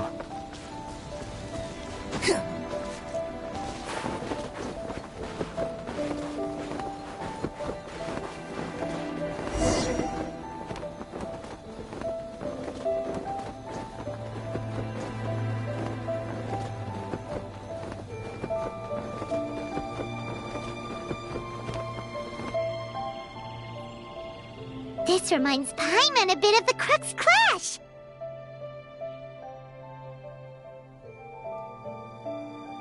Yep, we still can't let our guard down. Even now, Paimon has a sneaking suspicion that Blade hasn't told us everything. Still, even if he's way past the point of redemption, it's hard not to feel a teensy bit sorry for him. Are you ready? Okay. All right then. Successor of Ishin art, Kaedahara Kazuha. Successor of Amenoma art, Amenome Yuya. Honored to cross blades with you. It is my honor also.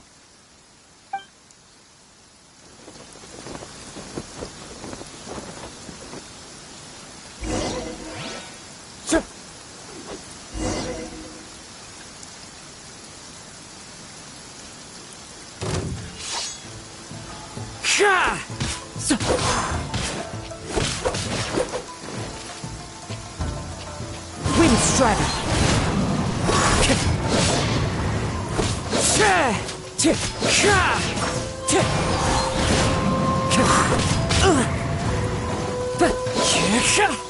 Wind Strider. Time.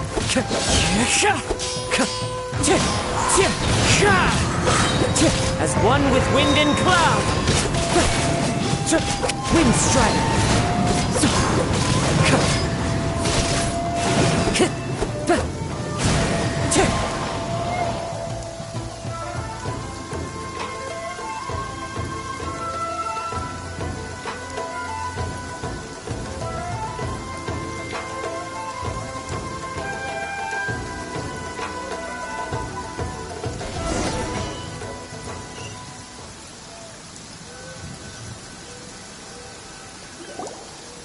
Thank you for the experience.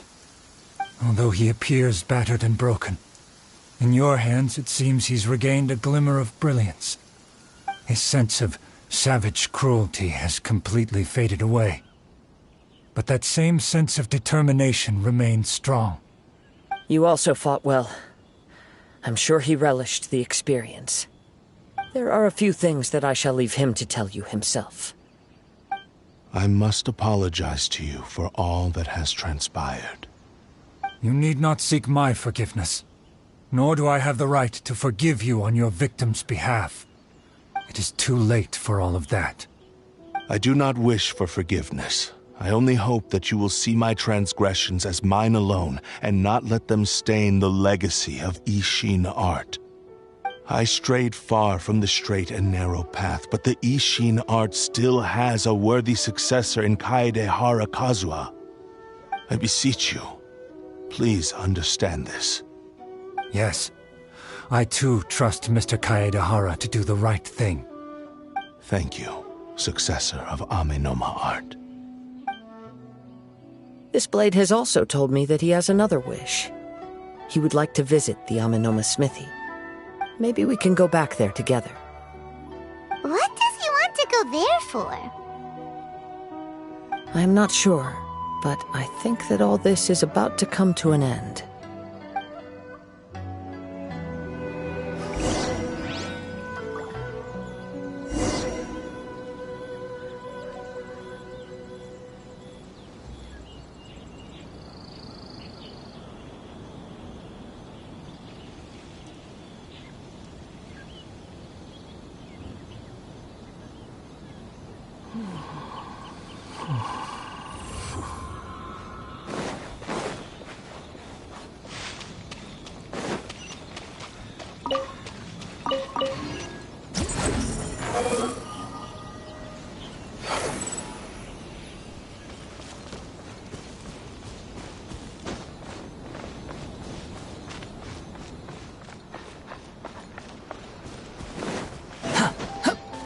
wind rises.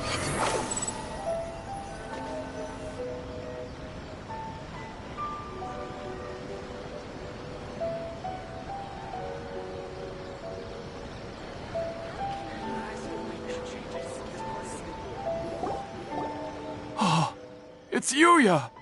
You have returned! I am sorry to have troubled you.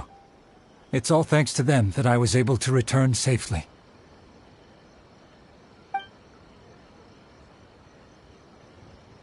A prized Ishin blade, turned weapon that controls the human mind.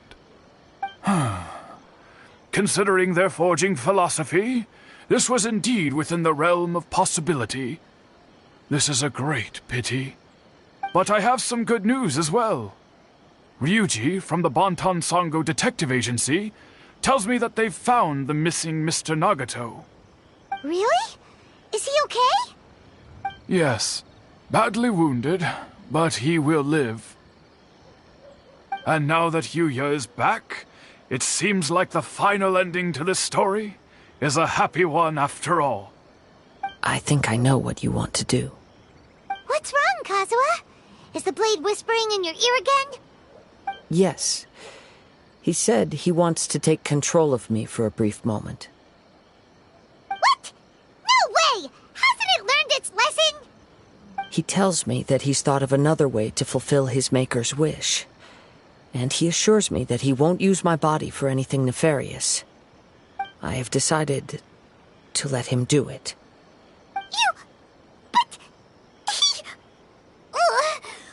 Guess there's nothing we can say to change your mind, huh?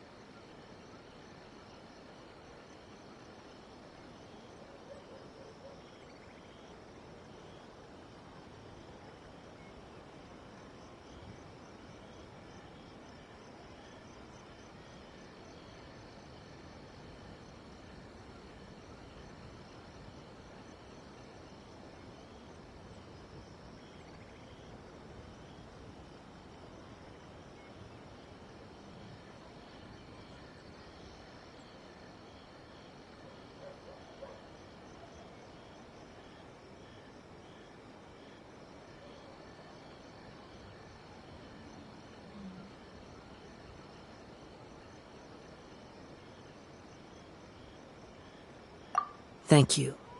I will explain my reasons later. Okay. I am ready. Let us begin. Please, stay true to your promise.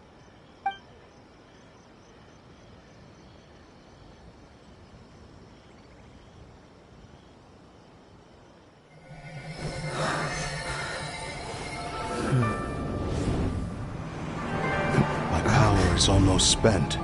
Without him, my eventual demise is inevitable. But if I abandon the future to give everything I have in this moment, my physical form can be forged anew. Everything? You mean... Yes. The cost is my entire consciousness.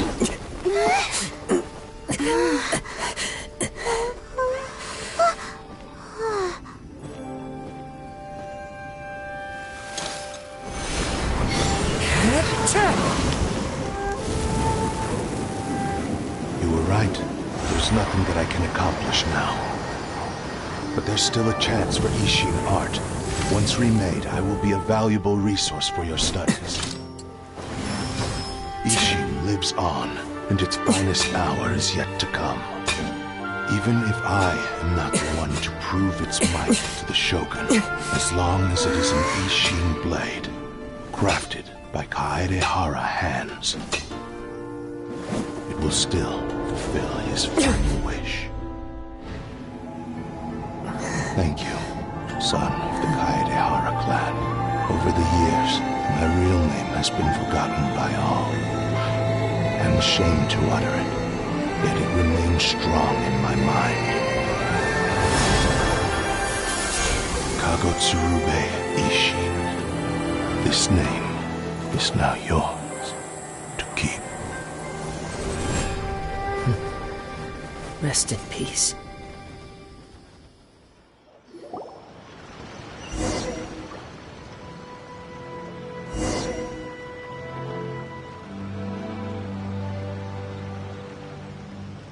So, that's why he said it had to be done in that order.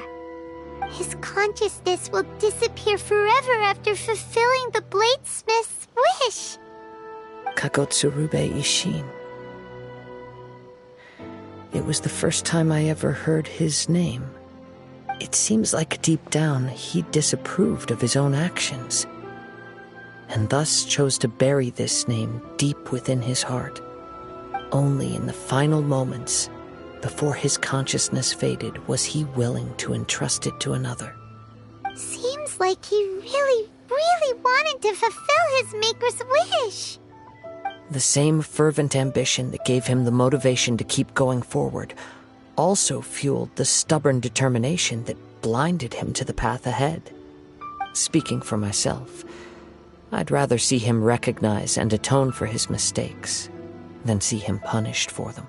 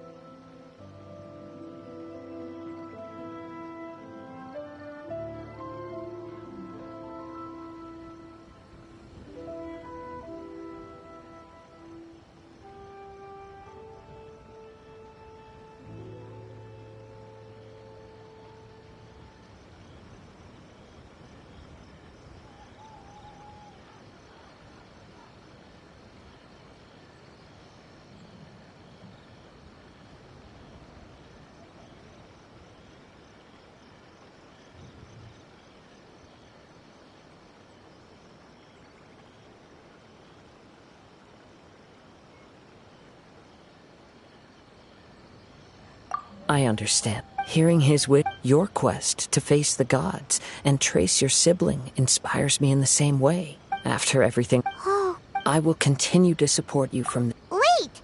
Oh, and it's also time.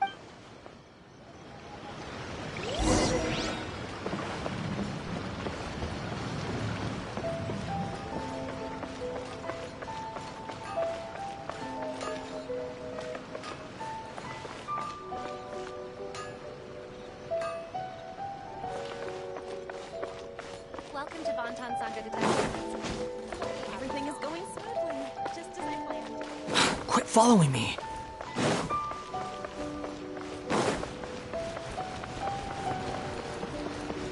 Behold!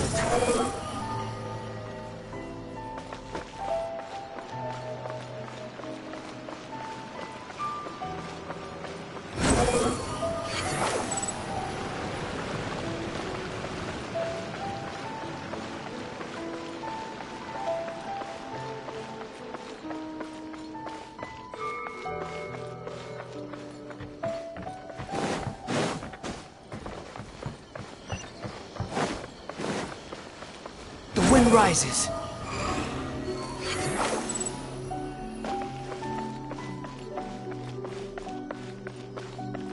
Hup! Squall and fury.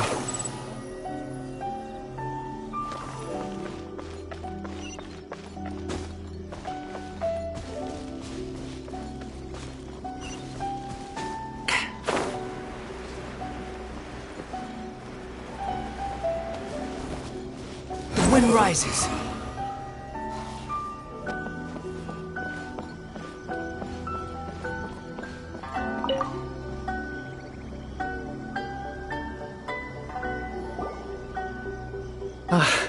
You've returned. I hear that the issue has been resolved. Though this was a treacherous investigation indeed, we're most fortunate that no lives were lost. The Tenryou Commission has already attended to the danger at the warehouse. The investigation into Amanome Yuya should conclude soon. I do not believe he will be charged with any crime. Wow, you sure kept your ear to the ground. Then we needn't recount all the details again. Now, as to your earlier offer, I wish to give you my answer. Please take a look at this blade. What's this? Kagotsurube Ishin, a weapon crafted using a long-lost blade forging art of the Kaidahara clan. By means of a series of fortuitous events, I was able to recover and restore him. I also promised him that I will continue to study and pass on the secrets of Ishin art. And so, it looks like I will likely continue with my journey across the nations, learning more about this blade as I go. I see. I understand. The Kaidahara clan has always been a family of bladesmiths, so it is only proper for me to continue on this path. Were I to accept your goodwill, I may find myself embroiled in conflicts between the shogunate and Sangonomiya. That would not suit me. You misunderstand. That was most certainly not our intent. I am aware, but I still desire to continue walking my own path. Very well, I can understand. Then let's pretend this offer was never raised. However, if you should ever change your mind or find yourself in need of the Shogunate's assistance, please do not hesitate to inform me. Great. Thank you for your generosity. Where will you travel to next, Kazuha?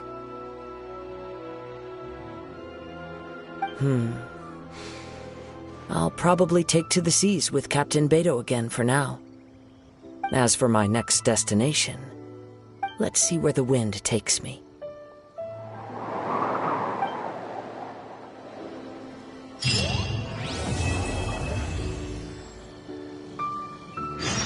You must have a whole bunch of questions after our last conversation with Nahida. Paimon was ready to...